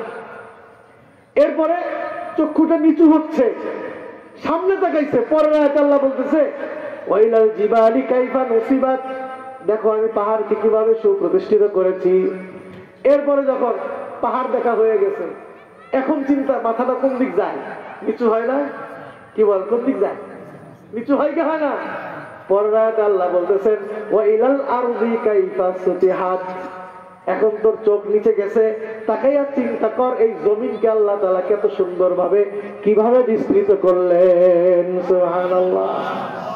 এরপরেও আল্লাহরে খুঁজে পাও না, এরপরে আরো চমৎকার আলোচনা আছে, বলে আল্লাহর এরপরে খুঁজে পাও না, এরপরে পাও না। এটা হলো কোরআনের বৈশিষ্ট্য। অন্য এক আয়াতের মধ্যে আল্লাহ বলেছেন কোরআন মানুষের মনের কথা বলে। এরকম অসংখ্য উদাহরণ আছে সাহাবায়ে কেরামের জীবনে ঘটেছে, মনের মধ্যে প্রশ্ন উত্তর সাথে সাথে কোরআনে অসংখ্য ঘটনা আছে। এই ধারাবাহিক আলোচনা ইনশাআল্লাহ আসবে। তো যে জায়গায় ছিলাম আমরা, আল্লাহ পাক রব্বুল আলামিন কোরআনের মধ্যে এরকম বর্ণনা করেছেন, কি ভালো বর্ণনা করেছেন, খারাপের বর্ণনা দিয়েছেন। কারণ কি, আশার বর্ণনা করেছেন, নিরাশার বর্ণনা করেছেন, সুসংবাদ দিয়েছেন, দুঃসংবাদও দিয়েছেন। এর মাধ্যমে মানুষজন আল্লাহকে খুঁজে পায়। কথা বলেন ঠিক না বেঠিক? আরো অনেক হিকমত আছে, বললে অনেক বলা যায়। তো এই সূরাতুল বাকারার আমি যে আয়াতগুলি তেলাওয়াত করলাম 204 থেকে 207, এর মধ্যে আল্লাহ তাআলা শুরুতে খারাপ মানুষের বর্ণনা করলেন, এরপরে আল্লাহ তাআলা ভালো মানুষের বর্ণনা করেছেন। কথা বলেন ঠিক না ঠিক? ভাইরা আমার, বলে এই আয়াতের শানে নুজুল কি? এই আয়াতের শানে কিতাবের মধ্যে আসছে, তাফসীর কিতাবের মধ্যে আসছে হয়েছে নুজিলাত ফিল আখনাস, আখনাস বিন সাকাফি, আখনাস বিন শাকিক আস-সাকাফি, তার এই আয়াত নাযিল হয়েছে। আখনাস এবার খারাপ লোক ছিল। জা ইলা রাসূলিল্লাহ সাল্লাল্লাহু আলাইহি ওয়াসাল্লাম ওয়া আযহারা আল-ইসলাম ওয়া খিলাফ যালিক। সে রাসূলুল্লাহ সাল্লাল্লাহু আলাইহি ওয়াসাল্লামের কাছে এসে সে তার নিজের মধ্যে ইসলাম এটা প্রকাশ করেছে, আসলে তার অন্তরে ছিল উল্টা। মনে আছে তো আয়াতের অর্থ? মনে আছে? এসে বলেছে, ভালো কথা বলেছে। আল্লাহ বলছেন মিনান নাস মান ইউজিবুকা কাওলুহু ফিল হায়াতিদ দুনিয়া, কথা বলে আসলে তার মনের মধ্যে ইসলাম নাই, ইসলাম বিরোধী। এই আখনাস তার সম্পর্কে এই আয়াত নাযিল হয়েছে। আন্নাহা নাযালাত, আয়াত নাযিল হয়েছে। قال ابن عباس رضي الله تعالى عنه, ইবনে আব্বাস রাদিয়াল্লাহু তাআলা বলেন আন্নাহা নাযালাত, মানে আয়াতটা নাযিল হয়েছে ফি নাফরিন মিনাল মুনাফিকিন। এটা শুধুমাত্র আখনাস তার ব্যাপারে যদিও নাযিল হয়েছে, আয়াত আম্মা, এটা আম, যা সামগ্রিকভাবে মুনাফিকদের সম্পর্কে আল্লাহ তাআলা এই আয়াত নাযিল করেছেন। কি কথা বুঝে আসছে তো নাকি? মুনাফিকদের চরিত্র এরকম তাকাল্লামু ফি খুবাইব ওয়া আসহাবি আল্লাযিনা কাফারু করে। যাই হোক, এ ছিল অত্যন্ত খারাপ এবং নিকৃষ্টতম একজন মুনাফিক। কে? আখনাস। অত্যন্ত খারাপ ব্যক্তি ছিল। তো এই ব্যক্তির সম্পর্কে কোরআনের মধ্যে অনেকগুলি আয়াত নাযিল হয়েছে, শুধু এটাই না, আরো কয়েকটা আয়াত নাযিল হয়েছে। এই আয়াত নাযিলের ব্যাপারে আরো একটা ঘটনা আছে, চমৎকার বিস্তারিত ঘটনা, আমি সংক্ষেপে বলে যাব। ওই ব্যক্তির আখনাসের আসল নাম হলো হুয়া আবু সালাবা উবাই আল মাশহুর বিল আখনাস বিন শারিক, কেউ বলেন কেউ বলে শুরাইক উচ্চারণের মধ্যে, বিন আমর বিন ওয়াহাব। যাই হোক, লম্বা নাম, আমি সংক্ষেপে যাচ্ছি না, অত লম্বা যাচ্ছি না। তো এই লোক সম্পর্কে তাফসীর কিতাবের মধ্যে আসছে ওয়াকানা হুলুউল মানতিক, লোকটা খুব মিষ্টি মিষ্টি কথা বলতো। কি মুনাফিকরা কি কথা বলে, কি বলে না? আছে না নাই বর্তমান সমাজে?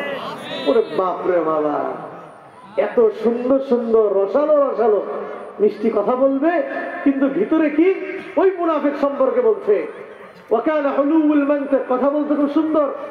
মুনাফিকান, আসলে সে মুনাফিক, শরীরান, অত্যন্ত নিকৃষ্ট, খারাপ, খাবিসান, খারাপ খাবিস ব্যক্তি ছিল। এ কি করেছে?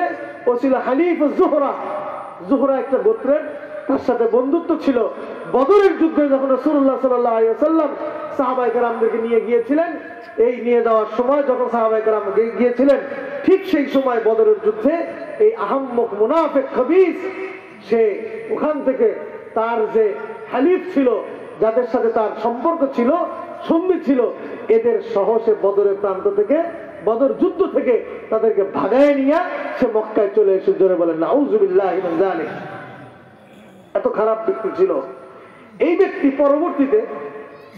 পরবর্তীতে রাসূলুল্লাহ সাল্লাল্লাহু আলাইহি ওয়াসাল্লামের কাছে এসে বলে কি, এসে রাসূলুল্লাহ সাল্লাল্লাহু আলাইহি ওয়াসাল্লামের কাছে এসে বলে ইন্নামা জিতু উরিদুল ইসলাম ইয়া রাসূলুল্লাহ, আগে যা করছি না করছি, আসলে আমি ইসলাম গ্রহণ করছি। মিথ্যা কথা, মিথ্যা কথা। এই যে এসে মিথ্যা কথা বলতেছে রসায়া রসায়া, নবীজির গায়েব জানে না। গায়েব জানে নাকি? কথা বলেন, নবীজি গায়েব জানতেন না? গায়েব জানে না। এসে রসালো রসালো কথা বলতেছে। আল্লাহু ইয়ালামু আন্নী লাসাদিক, শুধু রসালো রসালো কথা বলতেছেই না, এবং সে বলতেছে যে ইয়া রাসূলুল্লাহ, আমি যে ইসলাম গ্রহণ করছি এ ব্যাপারে আল্লাহ জানে আমি সত্যবাদী। নাউযুবিল্লাহি মিন যালিক। এই কথাটাই আয়াতে বললেন ওয়ামিনান নাসি মান ইউজিবুকা কাওলুহু ফিল হায়াতিদ দুনিয়া ওয়া ইউশহিদুল্লাহ। এসে হে নবী আপনার কাছে চমৎকার চমৎকার কথা বলে, এবং সে যে সত্যবাদী এ ব্যাপারে আল্লাহকে সে দলিল স্থাপন করে। নাউযুবিল্লাহি মিন যালিক। আল্লাহ তাআলা জানিয়ে দিলেন ওহু আলাদুল খিসাম, অথচ এই ব্যক্তি অত্যন্ত নিকৃষ্ট। তো যাই হোক, এই ব্যক্তি কি করেছিল? রাসূলের দরবারে এসে ইসলাম সে গ্রহণ করেছে, এই কথা বলল। এরপরে বলল কি, যে আমি যে ইসলাম গ্রহণ করেছি ইন্নী লাসাদিক আল্লাহু ইয়ালাম, আল্লাহ তাআলা জানেন আমি অবশ্যই সত্যবাদী। এই কথা বলার পরে এরপরে রাসূলুল্লাহ সাল্লাল্লাহু আলাইহি ওয়াসাল্লাম চুপচাপ আছেন, কিছু বলেন নাই। এরপরে রাসূলুল্লাহ সাল্লাল্লাহু আলাইহি ওয়াসাল্লাম দরবার থেকে বের হইয়া সে করছে কি, রাস্তায় এসে মুমিনদের যে সকল, মুসলমানদের যে সকল ক্ষেত খামার ছিল এগুলি সে পোড়ায় গেছে, নাউযুবিল্লাহি মিন যালিক। এবং মুসলমানদের যে সকল প্রাণীগুলি ছিল বাইরে রাস্তায় যেগুলি পেয়েছে সবগুলিকে সে হত্যা করেছে, একেবারে পায়ের গোড়ালি থেকে রক কেটে দিয়েছে। এত খারাপ।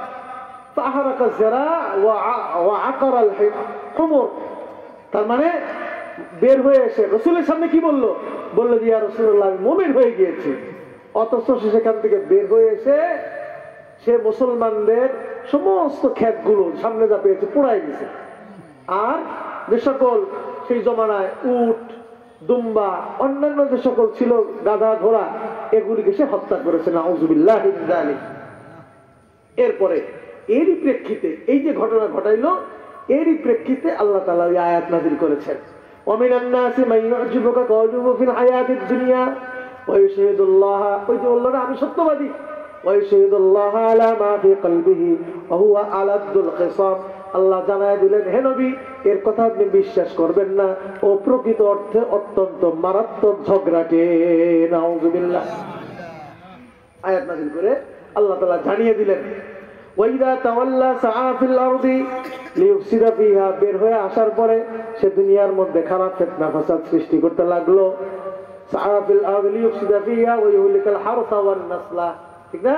ওই যে সমস্ত কিছু ধ্বংস করে দিল, এগুলি আল্লাহ তাআলা এর প্রেক্ষিতে আল্লাহ তাআলা এই আয়াত নাযিল করেছেন। এছাড়াও এই মুনাফিকের ব্যাপারে আল্লাহ তাআলা আরো কয়েকটা আয়াত নাযিল করেছেন। এগুলি সম্পর্কে বিস্তারিত আলোচনা করতে গেলে অনেক লম্বা হয়ে যাচ্ছে, আমি সংক্ষেপে বলে যাচ্ছি। অতঃপর আরেকটা আয়াত আল্লাহ তাআলা নাযিল করেছেন, قد نعلم إنه لا يحزنك الذي يقولون فإنهم لا يكذبونك ولكن الظالمين بآيات الله يجحدون। এটাও আল্লাহ তাআলা এর সাথে নাযিল করেছে। বলে কখন? একবার করছে কি, ও এসে আবু জেহেলের কাছে বলতেছে, আবু জেহেলকে তো ওরা আবু জেহেল বলতো না, ওরা এসে বলতো আবুল হেকাম, ঠিক না? ওই এই আখনাস বিন শরীক সে এসে বলতেছে, ইয়া আবুল হেকাম ওয়াল্লাহি ইন্না মুহাম্মাদ লাসাদিক আম কাযিব, বলতেছে ও আসাদিকুন মুহাম্মদ আম কাযিব, বলতেছে তুমি আমাকে বলো মুহাম্মদ কি সত্যবাদী না মিথ্যাবাদী? আপনাদের কষ্ট হচ্ছে? মুহাম্মদ সত্যবাদী না মিথ্যাবাদী ও প্রশ্ন করতেছে আবু জাহেলের কাছে। আবু জাহেল তো কথাটাকে চিন্তা করতেছে কি বলবে। আবু জাহেল কি করবে? ফাকাল আবু জাহেল আল্লাহি ইন্না মুহাম্মাদান লাসাদিক ওয়া মা কাযাবা কাত্তু, আমি আল্লাহর কসম করে বলি মুহাম্মদ সত্যবাদী, তিনি কখনো মিথ্যা কথা বলেন নাই। আবু জেহেল সাক্ষ্য দিচ্ছে। এখানে মজার একটা কথা আছে, পরে বলবো, মনে থাকবে নাকি আগেই বলে দেব। খেয়াল করছেন? আবু জেহেলের কাছে জিজ্ঞাসা করছে মুহাম্মদ সত্যবাদী না মিথ্যাবাদী। আবু জেহেল কাফের হওয়ার পরেও সে বলতেছে ওয়াল্লাহি ইন্না মুহাম্মাদান লাসাদিক, মুহাম্মদ সত্যবাদী, মা কাযাবা কাত্তু, সে কখনো মিথ্যা বলে নাই। তবে একটা অসুবিধা আছে। কি? তবে একটা অসুবিধা হলো ওয়ালাকিন ইযা যাহাবা বনু কুসাই বিল লিওয়াই ওয়া সাকায়া, আমি সংক্ষেপে বলতেছি, বলতেছে তবে একটা বিষয় আমরা খুব দুশ্চিন্তাগ্রস্ত, সে তো সত্যবাদী, কিন্তু মুহাম্মদের কাছে যদি আমাদের নেতৃত্বের পতাকা চলে যায়, সে যদি সেকায়ে হুজ্জাজ হয়ে যায়, হাজিদের পানি পান করানো বা কিংবা আপনার জমজমের বীর জমজমের মালিক হয়ে যায়, বাইতুল্লাহর সেবা যত্ন করার ক্ষমতা সে পেয়ে যায়, আমাদের কি হবে? কথা বুঝতে পারছেন? আমাদের কি হবে? কথাগুলি বুঝেন কিন্তু। দুটো জিনিস। এক নম্বর বিষয় হলো সে কাফের হইয়াও সাক্ষ্য দিল মুহাম্মদ সত্যবাদী, কোনদিন মিথ্যা শুনি নাই। তবে আমার ভয় হচ্ছে নেতৃত্ব চলে যায়, আমাদের কি হবে? কথা বুঝতেছেন? আমাদের কি হবে? এই কথা বলার পরে অতঃপর ফামাযা ইয়াকুলু লিসাইরি কুরাইশ, সমস্ত কুরাইশের কি হবে? এই কথা বলার পরে আল্লাহ তাআলা সেখানে নাযিল করলেন, قد نعلم انه لا يحزنك الذي يقولون فانهم لا يكذبونك ولكن الظالمين بآيات الله يجحدون। লম্বা তাফসীর বলতেছে, হে নবী, তারা আপনাদের সম্পর্কে কি বলে টলে এগুলো সব আমি জানি। এই জায়গায় একটা জিনিস আমি সামনে সময় থাকলে বলবো, মুনাফিকের বৈশিষ্ট্য দেখেন। মুনাফিকদের অন্যতম একটা বৈশিষ্ট্য হলো তারা মিথ্যুক। তারা কি? মিথ্যুক। আমাদের যুগেও আমাদের দেশেও কিছু মুসলমান মিথ্যুক আছে না? নাই? আছে না? চিন্তা করেন, সেই যুগে কাফেররা মিথ্যা কথা পর্যন্ত বলতো না। তারা অহংকার করত যে আমি সত্যবাদী। আর আমরা মুসলমান হইয়াও আমরা মিথ্যা বলতে কোন সময় কুণ্ঠাবোধ করি না। ধরে বলেন নাউযুবিল্লাহি মিন যালিক।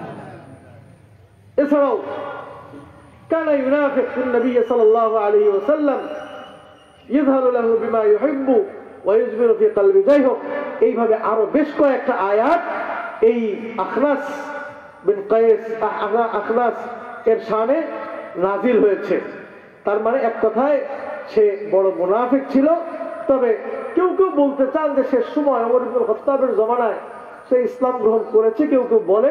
তবে মতামতটা খুব বেশি প্রসিদ্ধ মতামত পাওয়া যায় না, কোনো কোনো মতামত পাওয়া যায়।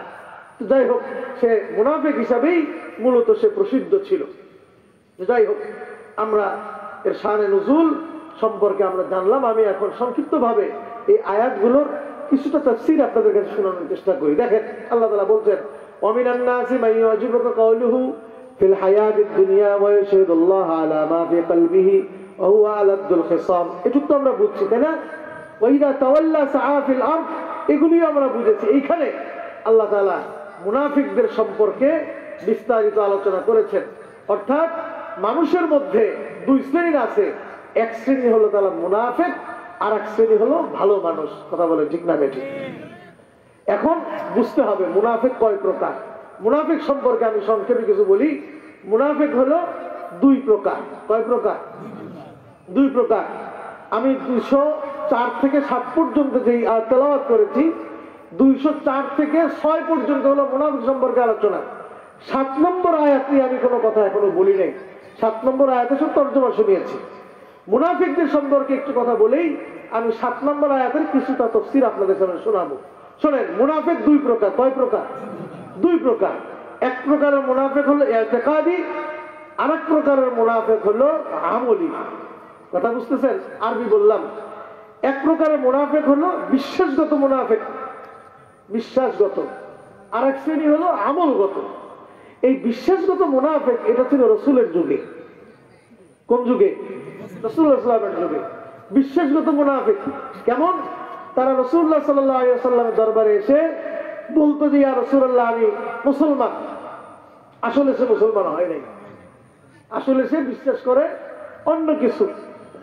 যেজন্য এটাকে বলা হয় মুনাফিক ইতিকাদি, বিশ্বাসগত মুনাফিক। আর বর্তমানে যে মুনাফিক আমরা পাই, তাই না? মুনাফিক আছে না নাই? এখন আছে না? এই মুনাফিক হলো ইতিকাদি না, এটা হলো আমলি মুনাফিক। কি মুনাফিক? আমলি। হ্যাঁ, তবে ইতিকাদি হইতে পারে। সেটা আমাদের বাংলাদেশে যেখানে মুসলমানদের প্রাদুর্ভাব বেশি, মুসলমান বেশি সংখ্যাগরিষ্ঠ, এইখানে এই মুনাফিক পাওয়া খুব বেশি দুষ্কর। তবে কিছু কিছু জায়গায় পাওয়া যায়। শুনছেন কোন কোন সময় যে অমুক মসজিদে দীর্ঘদিন যাবত ইমামতি করছে একজন ইহুদি। কি শুনছেন না এরকম? তার মানে তার ভিতরে হলো সে কাফের, বাইরে সে প্রকাশ করছে সে মুসলমান। এটাও মুনাফিকে ইতিকাদি। কথা বুঝতে পারছেন?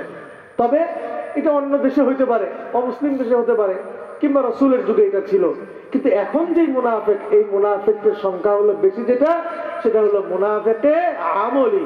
যেটা বলেন নাউযুবিল্লাহি মিন যালিক। এই মুনাফিক কাকে বলা হয়? মুনাফিক সম্পর্কে আমরা জানি, মুনাফিক তাকে বলা হয় যার ভিতরে এক বাইরে এক। যেটা বলেন নাউযুবিল্লাহি মিন যালিক। এই মুনাফিক আছে না নাই? অহরহ আছে, অহরহ আছে। রাসূলুল্লাহ সাল্লাল্লাহু আলাইহি ওয়াসাল্লাম বলেছেন, এক হাদিসের মধ্যে ওয়ান হুযায়ফা রাদিয়াল্লাহু তাআলা আনহা, হুযায়ফা রাদিয়াল্লাহু তাআলা বলতেছেন قال انما كان النفاق على عهد النبي صلى الله عليه وسلم فاما اليوم فانما هو الكافر بعد الايمان। বলে কি ওই যে আগে যে কথাটা বললাম রাসূলুল্লাহ সাল্লাল্লাহু আলাইহি ওয়াসাল্লামের যুগে ইতিকাদি মুনাফিক ছিল, এখন হলো ডাইরেক্ট হইছে কাফের অথবা মুসলমান। হ্যাঁ, এখন মুসলমানের মধ্যে মুনাফিক ঢুকছে হলো আমলি মুনাফিক, যেটা বলে নাউযুবিল্লাহি মিন যালিক। রাসূলুল্লাহ সাল্লাল্লাহু আলাইহি ওয়াসাল্লাম শুনিয়েছেন ওয়া নবী হুরায়রা রাদিয়াল্লাহু তাআলা আনহু قال قال رسول الله صلى الله عليه وسلم আয়াতুল মুনাফিক সালাতুন, বলে মুনাফিকের আলামত তিনটি আমরা জানি। জাদা মুসলিমুন সালাতুন, জাদা মুসলিমুন ওয়া ইনসামা ওয়া সাল্লা ওয়া যাইমা আন্নাহু মুসলিমুন। মুসলিম শরীফের মধ্যে আরেকটু বৃদ্ধি করা হয়েছে, মুসলিম শরীফের মধ্যে আরেকটু বৃদ্ধি আছে। আগেরটা রওয়ায়াত বুখারী শরীফের, মুসলিম শরীফের মধ্যে আছে ওয়া ইন সামা ওয়া সাল্লা ওয়া যাইমা আন্নাহু মুসলিমুন, যদিও ওই ব্যক্তি রোজা রাখে, নামাজ পড়ে এবং নিজেকে মুসলমান দাবি করে। রাসূলুল্লাহ সাল্লাল্লাহু আলাইহি ওয়াসাল্লাম বলছেন এরপরেও তার মধ্যে যদি তিনটা গুণ পাওয়া যায়, বৈশিষ্ট্য পাওয়া যায়, গুণ না তো খারাপ বৈশিষ্ট্য যদি পাওয়া যায়, তাহলে ওই ব্যক্তি মুনাফিক। রাসূলুল্লাহ সাল্লাল্লাহু আলাইহি ওয়াসাল্লাম বলেন ইযা হাদাসা কাযাবা, যখন কথা বলে মিথ্যা বলে, ওয়া ইযা তুমিনা ওয়া ইযা ওয়াদা আখলাফা, ওয়াদা করলে তা খেলাফ করে, ওয়া ইযা তুমিনা খানা, যখন তার কাছে কোনো আমানত রাখা হয় খেয়ানত করে। জোরে বলেন নাউযুবিল্লাহ। এরকম মুসলমান নাই মনে হয়? আছে আছে, এই এলাকায় পাওয়া যায়।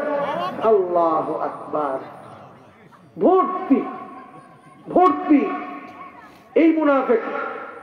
মুনাফিকদের ব্যাপারে আমাদেরও সতর্কতা নাই, আমরাও ইচ্ছা মতো মিথ্যা কথা বলতেছি। কি করেন, ঠিক না বেঠিক? কোন ব্যক্তি কোন মুসলমান মিথ্যা কথা বলতে পারে না। আপনি কি বলেন? একটু কি শুনলেন?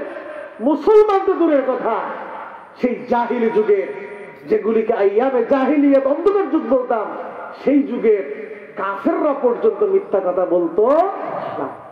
তারা অহংকার করতো, তারা মিথ্যা কথা বলি না সেই যুগে। আর এই যুগের মুসলমান তারা মিথ্যা কথা বলার জন্য তারা কোনো ধরনের পরোয়া করে না।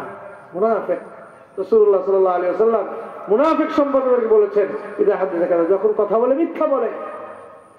আরো অনেক ঘটনা হাদিসে আসছে। তারপরে কি ওয়াইদা ওয়াদা আখলাফা, যখন ওয়াদা করে কি করে? এর তো কোনো কথাই নেই, কত খেলাফ করে। আর মিথ্যা কথার তো কোনো শেষ নাই, ঠিক না? মিথ্যা বলে কেমনে? তাই আপনি কোথায় আছেন? তাই তুমি এসে গেছি, আসলে সে অনেক দূরে আছে। কথা কন, ঠিক না? অনেক দূরে, আসলে মিথ্যা কথা বলে। এবং যখন ওয়াদা করে খেলাফ করে, বলে যে আমি এইটা দিব সেটা দিব, আসলে সে ওই সময় সেটা দেয় না, করে না, তার ওয়াদা ঠিক রাখে না, মিথ্যা কথা বলে। এরপরে ওয়াইদা ওয়াদা আখলাফা, ওয়াদা করলে খেলাফ করে, ওয়াইদা তুমিনা খানা, আমানত রাখলে খেয়ানত করে। হাদিসের মধ্যে আসছে কিয়ামতের আগে এমন অবস্থা হবে মানুষের কাছে, মানুষের আলোচনা করবে যে অমুক গ্রামে অমুক জায়গায় একজন আমানতদার ছিল। কথা বুঝতে পারছেন? পুরা 2-4-10 গ্রামের মধ্যে আমানতদার খুঁজে পাওয়া যাবে না। আমার ভাইয়েরা, আজকের এই তাফসীরুল কোরআন মাহফিল থেকে আমরা ওয়াদা করতে পারি আমরা মুনাফিকি করব। সাহাবায়ে কেরাম কত সতর্ক ছিলেন, কত সতর্ক ছিলেন। হযরতে হানজালা রাদিয়াল্লাহু তাআলা আনহু, হাদিসের মধ্যে আসছে, একদিন দৌড়াচ্ছেন, দৌড়ে যাচ্ছেন, হঠাৎ রাস্তায় আবু বকরের সাথে দেখা। আবু বকর রাদিয়াল্লাহু তাআলা বললেন, ও হানজালা, কোথায় যাও? হানজালা বলেন, না আফাকা হানজালা, হানজালা মুনাফিক হয়ে গেছে। বলে কি? হানজালা আল্লাহ রাসূলের বিশিষ্ট সাহাবী, সে কেমনে মুনাফিক হয়ে যায়? বলে কি, কেমনে তুই মুনাফিক হইলা? হানজালা বলতেছে, আমি যখন রাসূলের দরবারে থাকি তখন আমার মনের অবস্থা একরকম থাকে, বাহিরে গেলে আর একরকম হয়ে যায়।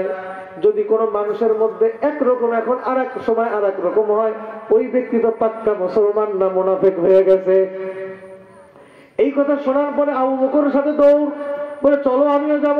বলে আমারও তো একই অবস্থা, আমিও যখন রাসূলের দরবারে থাকি তখন একরকম, ওখান থেকে বের হইলে আমি আর একরকম হয়ে যায়, আমিও তো মুনাফিক হয়ে গেছি, চলো আল্লাহ রাসূলের দরবারে যাই। রাসূলের দরবারে দুইজনে ছুটে গেলেন।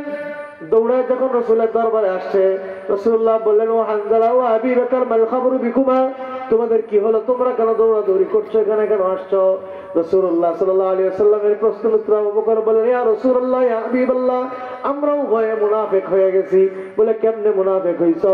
ইয়া রাসূলুল্লাহ, আপনার দরবারে থাকলে একরকম, আবার যখন বাজারে যাই মনের অবস্থা আরেক রকম, আবার ঘরে গেলে আরেক রকম। ইয়া রাসূলুল্লাহ, মনের মধ্যে এত রকম হইলে তো সে মুনাফিক হয়ে যায়। দেখছেন কত সতর্ক। রাসূল বললেন, ও আমার সাহাবীরা, না ভয়ের কোনো কারণ নাই, তোমরা মুনাফিক হও নাই। মুনাফিকের আলামত তিনটা, ওই তিনটা পাওয়া গেলে সে মুনাফিক হবে। তোমাদের অন্তরের মধ্যে এই সামান্য পরিবর্তনে তোমরা মুনাফিক হবে না। তবে মনে রাখো, যদি তোমরা আমার দরবারে থাকার কারণে অন্তরে এই অবস্থা থাকে, এই অবস্থা যদি বাহিরে যাওয়ার পরেও থাকতো, আল্লাহর ফেরেশতারা তোমাদের সাথে রাস্তার মধ্যে মুসাফা করতো। এটা তো সম্ভব না। আবু বকর রাসূলের মজলিসে থাকার পরে ওই সময় যে অবস্থা, বাহিরে গেলে তো একরকম থাকবে না, এটাই স্বাভাবিক। কিন্তু এ কারণে তুমি মুনাফিক হও নাই। দেখছেন চিন্তা, তারা মুনাফিকরে এত ভয় করত। সে কে? আবু বকর কে? আবু বকর হলেন রাসূলুল্লাহ সাল্লাল্লাহু আলাইহি ওয়াসাল্লামের একান্ত সাথী। নবীজি বলেছেন, লাউ ইত্তাখাযতু খলিলান লাত্তাখাযতু খলিলা আবু বকর। নবীজি বলেছেন, ওকামা ক্বাল আলাইহিস সালাতু ওয়াস সালাম, নবীজি বলেছেন, আমি কাউকে দুনিয়ার মধ্যে বন্ধু বানাইতাম, তাহলে আবু বকরকে আমি আমার প্রিয় খালেস বন্ধু বানাইতাম। সুবহানাল্লাহ। যার শানে কোরআনের মধ্যে আয়াত নাযিল হয়েছে, তানিয়াস নাই ইযহুমা ফিল গার, যার শানে কোরআনের মধ্যে একাধিক আয়াত নাযিল হয়েছে, সেই আবু বকরের মধ্যে মুনাফিক হয়ে যাওয়ার ব্যাপারে এত ভয়। ও আমার ভাইয়েরা, ও আমার মুরব্বী বাবারা, ও আমার পর্দার মা ও বোনেরা, ও আমার মুসল্লি ভাইয়েরা, ও আমার মুসলমান দাবি করনে ওয়ালা ভাই ও বোনেরা, যাদের কাছে মাইকের আওয়াজ যাচ্ছে, তোমার আমার অবস্থা কি? একবারও কি আপনার আমার মধ্যে দুশ্চিন্তা তৈরি হয়েছে নাকি? হইছে? কোরআনের কারীমের মধ্যে আল্লাহ তাআলা কম বেশি 30টা আয়াত নাযিল করেছেন মুনাফিকদের সম্পর্কে। যদি বলেন নাউযুবিল্লাহ। কয়টা আয়াত? 30টা আয়াত। সূরাতুল মুনাফিকুন বলে একটা সূরা আগে করে নাযিল করেছেন।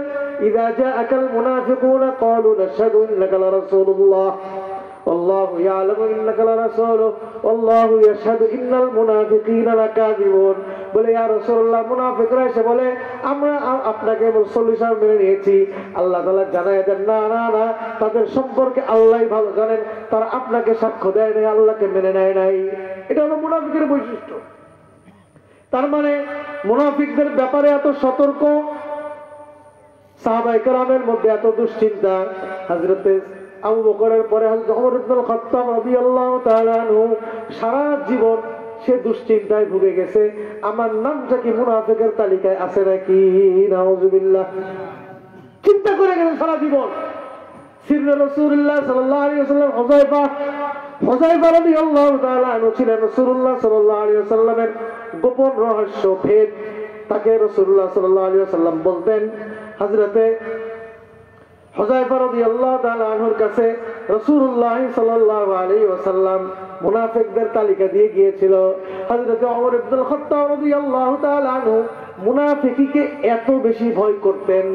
ওমর ইবনুল খাত্তাব রাদিয়াল্লাহু তাআলা আনহু নিয়মিত হুযায়ফাকে প্রশ্ন করতেন, ভাই হুযায়ফা, তোমার কাছে মুনাফিকদের যে তালিকা রাসূলুল্লাহ সাল্লাল্লাহু আলাইহি ওয়াসাল্লাম দিয়ে গিয়েছেন, ওর মধ্যে কি আমার নাম আছে নাকি? তুমি আমাকে একটু জানাইয়া দাও। সুবহানাল্লাহ। এত ভয় করতেন কে? ওমর ইবনুল খাত্তাব, যাকে সারা রাসূলুল্লাহ সাল্লাল্লাহু আলাইহি ওয়াসাল্লাম বলেন, লাউ কানা বাদি নবিয়ান লাকানা ওমর, আমার পরে যদি কেউ নবী হয় তাহলে ওমর হইতে পারবে। সেই ওমর যদি মুনাফিক হয়ে যাওয়ার ব্যাপারে এত বেশি ভয় করত। ও আমার ভাইয়েরা, আপনারা আমার অবস্থাটা চিন্তা করেন, আপনি আর আমি কি মুনাফিক হয়ে গেলাম কিনা কখনো কি কোনো চিন্তা ভাবনা করেছি নাকি? আসে চিন্তা? আসে না। হুযায়ফা রাদিয়াল্লাহু তাআলা আনহুর কাছে যখন ওমর বারবার জিজ্ঞাসা করতেন, তখন হুযায়ফা রাদিয়াল্লাহু তাআলা উত্তরে জানায় দিলেন, লা ওয়াল্লাহি, ওয়াল্লাহি বলে কি, লা, আপনার নাম মুনাফিকদের তালিকার মধ্যে নাই।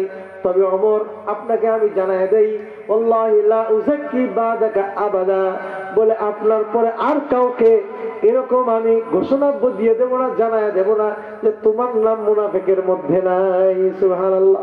কারণ ওমর এত বেশি পেরেশান ছিলেন যে আল্লাহ না করুক আমার নামটা যদি মুনাফিকদের তালিকায় চলে যায় তাহলে আমার কি অবস্থা হবে।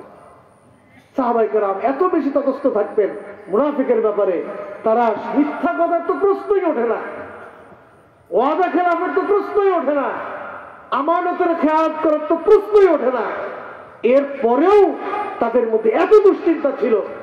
হযরতে জুবাইর ইবনে নুফাই রাদিয়াল্লাহু তাআলা আনহু, সে মিন আসহাবি আবি দারদা রাদিয়াল্লাহু তাআলা আনহুর সাথী ছিলেন। তিনি বলেন, আমি একদিন আবি দারদার কাছে গেলাম, গিয়ে দেখি সে নামাজের মধ্যে সে যেন মুনাফিকদের অন্তর্ভুক্ত না হয়, সে বারবার আল্লাহর কাছে দোয়া করতেছে, আল্লাহ তুমি আমাকে মুনাফিকদের অন্তর্ভুক্ত করিও না। সুবহানাল্লাহ। মুনাফিকদের অন্তর্ভুক্ত করিও না। এইভাবে সে সবসময় দুশ্চিন্তা করতেন এবং দোয়া করতেছিলেন। আপনার আমার অবস্থা কি? হযরত হাসান বসরি রাহমাতুল্লাহ আলাইহি বলেন, মান লাম ইয়াখাফিন নিফাক ফাহুয়া মুনাফিক। চমৎকার কথা মনে রাখেন, মুখস্থ রাখার চেষ্টা করেন। আমি নিজেকেও ওয়াজ করতেছি। হযরত হাসান বসরি রাহমাতুল্লাহ আলাইহি বলেন, যেই ব্যক্তির মধ্যে মুনাফিক হয়ে যাওয়ার ভয় নাই, কিংবা মুনাফিকীকে সে যে ভয় করে না, ওয়া হুয়া মুনাফিকুন, ওই ব্যক্তি মুনাফিক। নাউযু বিল্লাহি মিন যালিক। যে ব্যক্তির মধ্যে মুনাফিক হয়ে যাওয়ার ভয় নাই, ওই ব্যক্তি মুনাফিক। নাউযু বিল্লাহি মিন যালিক। আমার ভাইরা, এই জন্য নেফাকি থেকে বাঁচার জন্য সর্বোচ্চ চেষ্টা করা লাগবে কি লাগবে না? কি রাজি আছেন ইনশাআল্লাহ? জীবন গেলেও মিথ্যা কথা বলবো, রাজি আছেন ইনশাআল্লাহ? জীবন গেলেও ওয়াদা খেলাফি করব, জীবন গেলেও আমানতের খেয়ানত করব। লম্বা লম্বা ব্যাখ্যা আছে বলি, সময় শেষের দিকে আমি শেষের আয়াতের সংক্ষিপ্ত তাফসীর আপনাদের কাছে করেই শেষ করব। এরপরে আল্লাহ তাআলা প্রথমে মুনাফিকের কথা বলেছেন, এরপরে গিয়া আল্লাহ তাআলা বর্ণনা করেছেন, ওয়া মিনান নাসি মান ইয়াশরি নাফসাহু ইবতিগা মারদাতিল্লাহ। যারা 5 মিনিট বলবো, শেষে আল্লাহ তাআলা বর্ণনা করছেন মান ইয়াশরি নাফসাহু ইবতিগা মারদাতিল্লাহ। ঠিক অপর দিকে এক শ্রেণী মুনাফিক, এরা জাহান্নামী। আর এক শ্রেণী যারা, কিছু লোক যারা তাদের নিজেকে, নফসকে বিক্রি করে দিয়েছে কিসের বিনিময়ে? নাফসাহু ইবতিগা মারদাতিল্লাহ, আল্লাহর সন্তুষ্টির জন্য। আল্লাহ তাআলা বলছেন, আল্লাহু রাউফুম বিল ইবাদ, আল্লাহ তাদের উপর অত্যন্ত মেহেরবান। যেরকম সুবহানাল্লাহ। এই আয়াতটা নাযিল হয়েছে সিলবংশ। হযরত ইবনে আব্বাস বলেন, নাযালাত ফি সুহাইব, বলে সুহাইব আর রুমি রাদিয়াল্লাহু তাআলা আনহু, তার শানে আয়াত নাযিল হয়েছে। উনি ছিলেন বড় ব্যবসায়ী, তিনি ব্যবসার পরশা আনতেন, মক্কার মধ্যে ব্যবসা করতেন। তিনি যখন মক্কা থেকে এক সময় চিন্তা করলেন, না আমি এখানে থাকবো না, আমি হিজরত করে মদিনায় চলে যাব। তখন মক্কার লোকেরা বলল, তুমি আমাদের মধ্যে ব্যবসা করে টাকা উপার্জন করেছো, আর এই টাকা নিয়ে তুমি মদিনায় হিজরত করবা, তা হইতে পারবে না। তাহলে কি করতে হবে? তুমি যদি যেতেই চাও তাহলে সম্পদ রেখে যেতে হবে। সেই সময় ব্যবসা করে অনেক টাকা পয়সা, স্বর্ণ মুদ্রা জমা করেছে। শর্ত দিয়েছে, তোমার যদি মক্কা থেকে মদিনা যেতেই হয় তাহলে এই সব সম্পদ রেখে যেতে হবে। সুহাইব আর রুমি বললেন, আমার এই সম্পদের দরকার নাই, বাদ দাও সম্পদ, আমি আমার রাসূলের দরবারে গিয়া আমি হাজির হব। সুবহানাল্লাহ। হযরত সুহাইব আর রুমি তার যাবতীয় সম্পদ মক্কার কাফের মুশরিকদের হাতে ছেড়ে দিয়া তিনি মদিনার উদ্দেশ্যে রওনা হলেন। যখন মদিনার উপকণ্ঠে গিয়ে হাজির হলেন, রাসূলুল্লাহ সাল্লাল্লাহু আলাইহি ওয়াসাল্লাম সাহাবাদেরকে পাঠিয়ে দিলেন, ও আমার সাহাবারা যাও, ও আমার সাহাবারা যাও, গিয়া হযরত সুহাইবকে তোমরা এই সুসংবাদ দিয়ে দাও। সুহাইবকে গিয়া বলো, তার সামনে আল্লাহ তাআলা আয়াত নাযিল করেছেন এবং আল্লাহ তাআলা তার সম্পর্কে সংবাদ দিয়েছেন। গিয়া তোমরা সুহাইবকে জানায় দাও, রাবাহা বাইউ সুহাইব, রাবাল বাইয়া। সুহাইব বলে, সুহাইবের বেচা বিক্রি, সুহাইবের ব্যবসার মধ্যে সে অধিক লাভবান হয়েছে। সুবহানাল্লাহ। সুহাইব আর রুমি সে তার ব্যবসার মধ্যে অধিক লাভবান হয়েছে। সুবহানাল্লাহ। বলে কেমনে? বলে, আমার আপনার সম্পদ সব ফেলে আসলাম, আল্লাহ তাআলা তার সামনে আয়াত নাযিল করেছেন যে আল্লাহ তাআলা রাউফুম, তার প্রতি রহমদিল হবেন, রহম করবেন, এবং আল্লাহ তাআলা তাকে তার প্রতি মেহেরবান। সে দুনিয়ার সামান্য সম্পদ ইসলামের জন্য ফেলে আসলেও এর বিনিময়ে আল্লাহ তাআলা তাকে জান্নাত দান করবেন। জোরে বলেন সুবহানাল্লাহ। এই কথা বলার পরে সোহাইব রাদিয়াল্লাহু তাআলা আনহু অত্যন্ত সন্তুষ্ট হয়ে গিয়েছেন এবং সে তো সম্পদের মায়া ত্যাগ করেই আসছেন। কাজেই সোহাইব রাদিয়াল্লাহু তাআলা সংবাদ শুনে এরপর রাসূলুল্লাহ সাল্লাল্লাহু আলাইহি ওয়াসাল্লাম দরবারে গেছেন। যাওয়ার পর তাকে এই সুসংবাদ শোনায় দিয়েছেন। জোরে বলেন সুবহানাল্লাহ। আমার ভাইরা, আসুন আমরা এই আয়াত থেকে যে কথাগুলো তা হলো আমরা শিখলাম যে আমাদেরকে অবশ্যই মুনাফিকে ছাড়তে হবে। কি বলেন, ঠিক না ভাই? ঠিক, মুনাফিকে ছাড়তে হবে এবং অহংকার, মুনাফিকের মধ্যে অহংকারও ছাড়তে হবে। অহংকার থাকতে পারবে না। কি বলেন, ঠিক না? মুনাফিক সে অহংকারী হয়। ওই যে এই আয়াতের মধ্যে যা আসছে, ওয়াইদা কিলা লাহু তাকিল্লাহ আখাযাতুল ইজ্জাতু বিল ইসম, যখন তাকে আল্লাহর ভয় করতে বলা হয় তখন সে কি করে? তার অহংকার তাকে আল্লাহর ভয় থেকে বিরত রাখে। এখানে ছোট্ট একটা ঘটনা বলেই শেষ করে দিচ্ছি। চমৎকার এক ঘটনা আছে। বাদশা হারুন আর রশিদ বড় বাদশা ছিলেন। তিনি একদিন যাচ্ছেন, যাওয়ার পথে রাস্তায় হঠাৎ তার সাথে এক ইহুদির দেখা।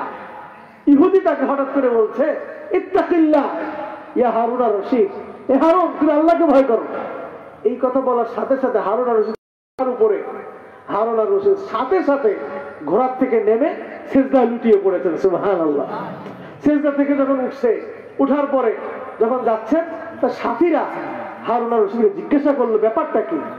আপনাকে একজন ইহুদি কাফের সে আপনাকে বললো ইত্তাকিল্লাহ, আর আপনি ঘোড়ার থেকে নেমে সিজদা করলেন, কারণটা কি?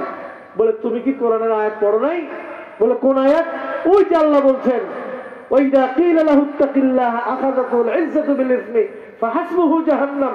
বলে আল্লাহ তাআলা বলেছেন, এই সকল লোকদেরকে যখন আল্লাহর ভয় করার কথা বলা হয়, তাকওয়া অর্জনের কথা বলা হয়, তখন তারা অহংকারের কারণে তারা আল্লাহকে ভয় করতে পারে না, অহংকার তার মধ্যে গায়েব হয়ে যায়, তাদের জন্য জাহান্নাম। আল্লাহ যে বলেছেন, এই যে ইত্তাকিল্লাহ বলেছে, ইত্তাকিল্লাহ বলার সাথে সাথে আমি যদি ঘোড়ার উপরে থাকতাম, আমি যদিও আল্লাহকে ভয় করি, কিন্তু ঘোড়ার উপরে আরোহী অবস্থা থাকা এইটা একটা অহংকারের সামান্যতম আলামত হইতে পারে। এই যে কথা চিন্তা করে সাথে সাথে আমি ঘোড়ার থেকে নেমে আল্লাহ পাকের কুদরতি কদমে সিজদায় লুটিয়ে পড়েছি। সুবহানাল্লাহ। আমার ভাইয়েরা, এই জন্য আল্লাহকে ভয় করা উচিত, তাকওয়া অর্জন করা উচিত, অহংকার দূর করা উচিত, এবং বিশেষ করে আমরা নেফাকে ছাড়তে পারবো তো ইনশাআল্লাহ। কারা কারা যে ইনশাআল্লাহ। আর মুমিনদের যে বৈশিষ্ট্য, দ্বীনের জন্য দ্বীনের নিজেকে বিলায় দেওয়ার যে বৈশিষ্ট্য, এটা অর্জন করার চেষ্টা করবো তো ইনশাআল্লাহ। রাজি আছে তো ইনশাআল্লাহ? আর শুরুতে যেটা ওয়াদা করেছি, যারা তাফসীর কোরআন মাহফিলে আসছি প্রত্যেকেই কোরআন সহি করে ফেলবো। রাজি আছে তো ইনশাআল্লাহ? 2 নম্বর, আমাদের প্রত্যেকের ঘরে হাফেজে কোরআন আলেমে দ্বীন ইনশাআল্লাহ তৈরি করার জন্য সর্বোচ্চ চেষ্টা করবো তো ইনশাআল্লাহ। রাজি আছে তো ইনশাআল্লাহ? আল্লাহ তাআলা আমাদেরকে, আমি সহ আমাদের সকলকে যা আলোচনা হলো এর উপরে আমল করার তৌফিক দান করেন। আমিন। ওয়া আখিরু দাওয়ানা আলহামদুলিল্লাহি রাব্বিল আলামিন। আসসালামু আলাইকুম ওয়া রাহমাতুল্লাহি ওয়া বারাকাতুহু। সকলে বলি আলহামদুলিল্লাহ। সম্মানিত হাজিরিন, 5 দিন ব্যাপী তাফসীরুল কোরআন মাহফিলের প্রথম অধিবেশনের মূল্যবান তাফসীর শেষ হলো। আমাদের এখনই এশার আজান এবং 8:15 এশার নামাজ অনুষ্ঠিত হবে ময়দানে। 8:15 আমাদের এশার নামাজের পরপরই আজকে তাফসীরুল কোরআন মাহফিলের দ্বিতীয় অধিবেশন শুরু হবে। সুতরাং এশার নামাজের পরপরই আমরা সবাই ময়দানে বসে যাব। এবার এশার আজান।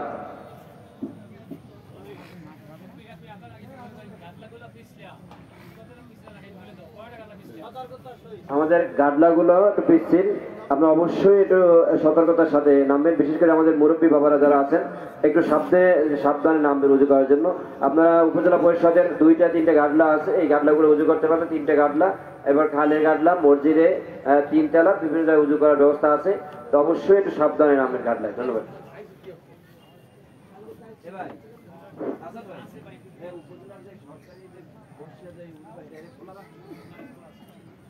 আল্লাহু আকবার, আল্লাহু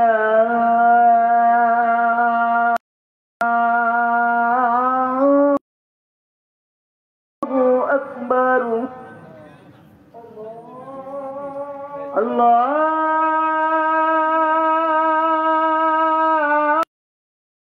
আল্লাহু আকবার, আল্লাহু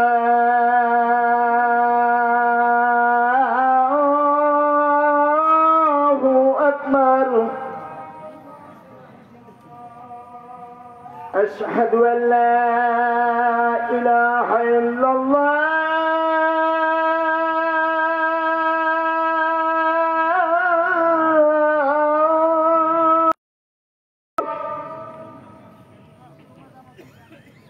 أشهد أن لا إله إلا الله،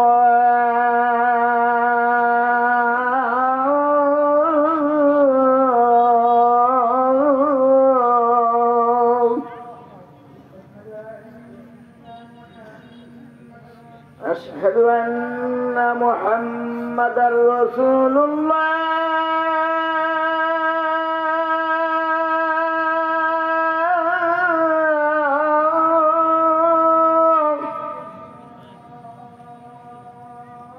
أشهد أن محمدا رسول الله،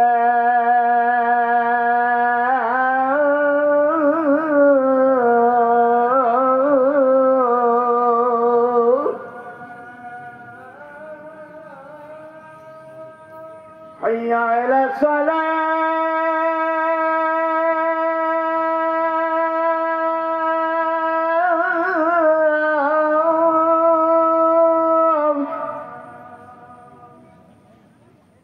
حي على الصلاة،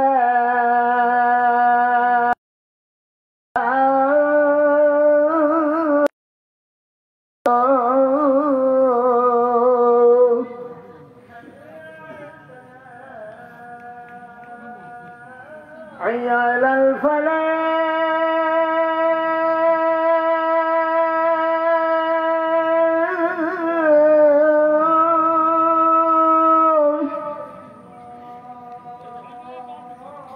حي على الفلاح.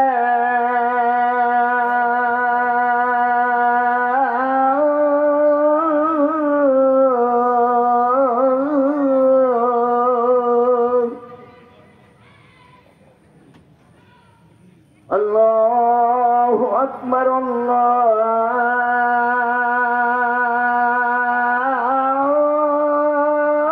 الله أكبر، لا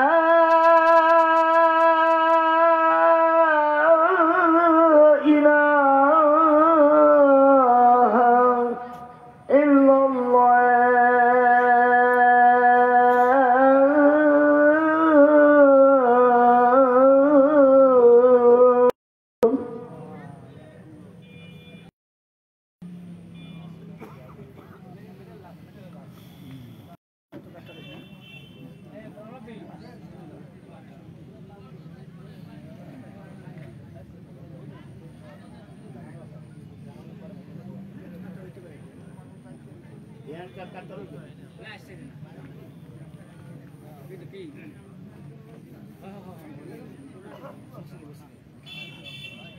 সম্মানিত ভাই আমার, আমরা যারা উজু স্থানে যাইতেছি, আমাদের উপজেলার এই স্টেজের দক্ষিণ পাশে এই হাতের বামে এক গাডলা আছে উজু করার জন্য, কিন্তু আসলে সাবধানতা অবলম্বন করতে হবে, পিচ্ছিল আছে যেহেতু।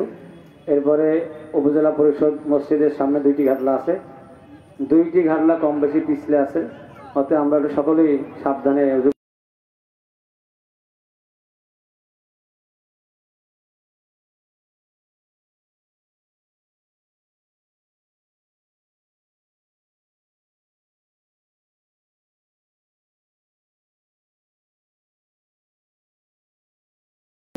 যেন পিছিল না হয়, অ্যাক্সিডেন্ট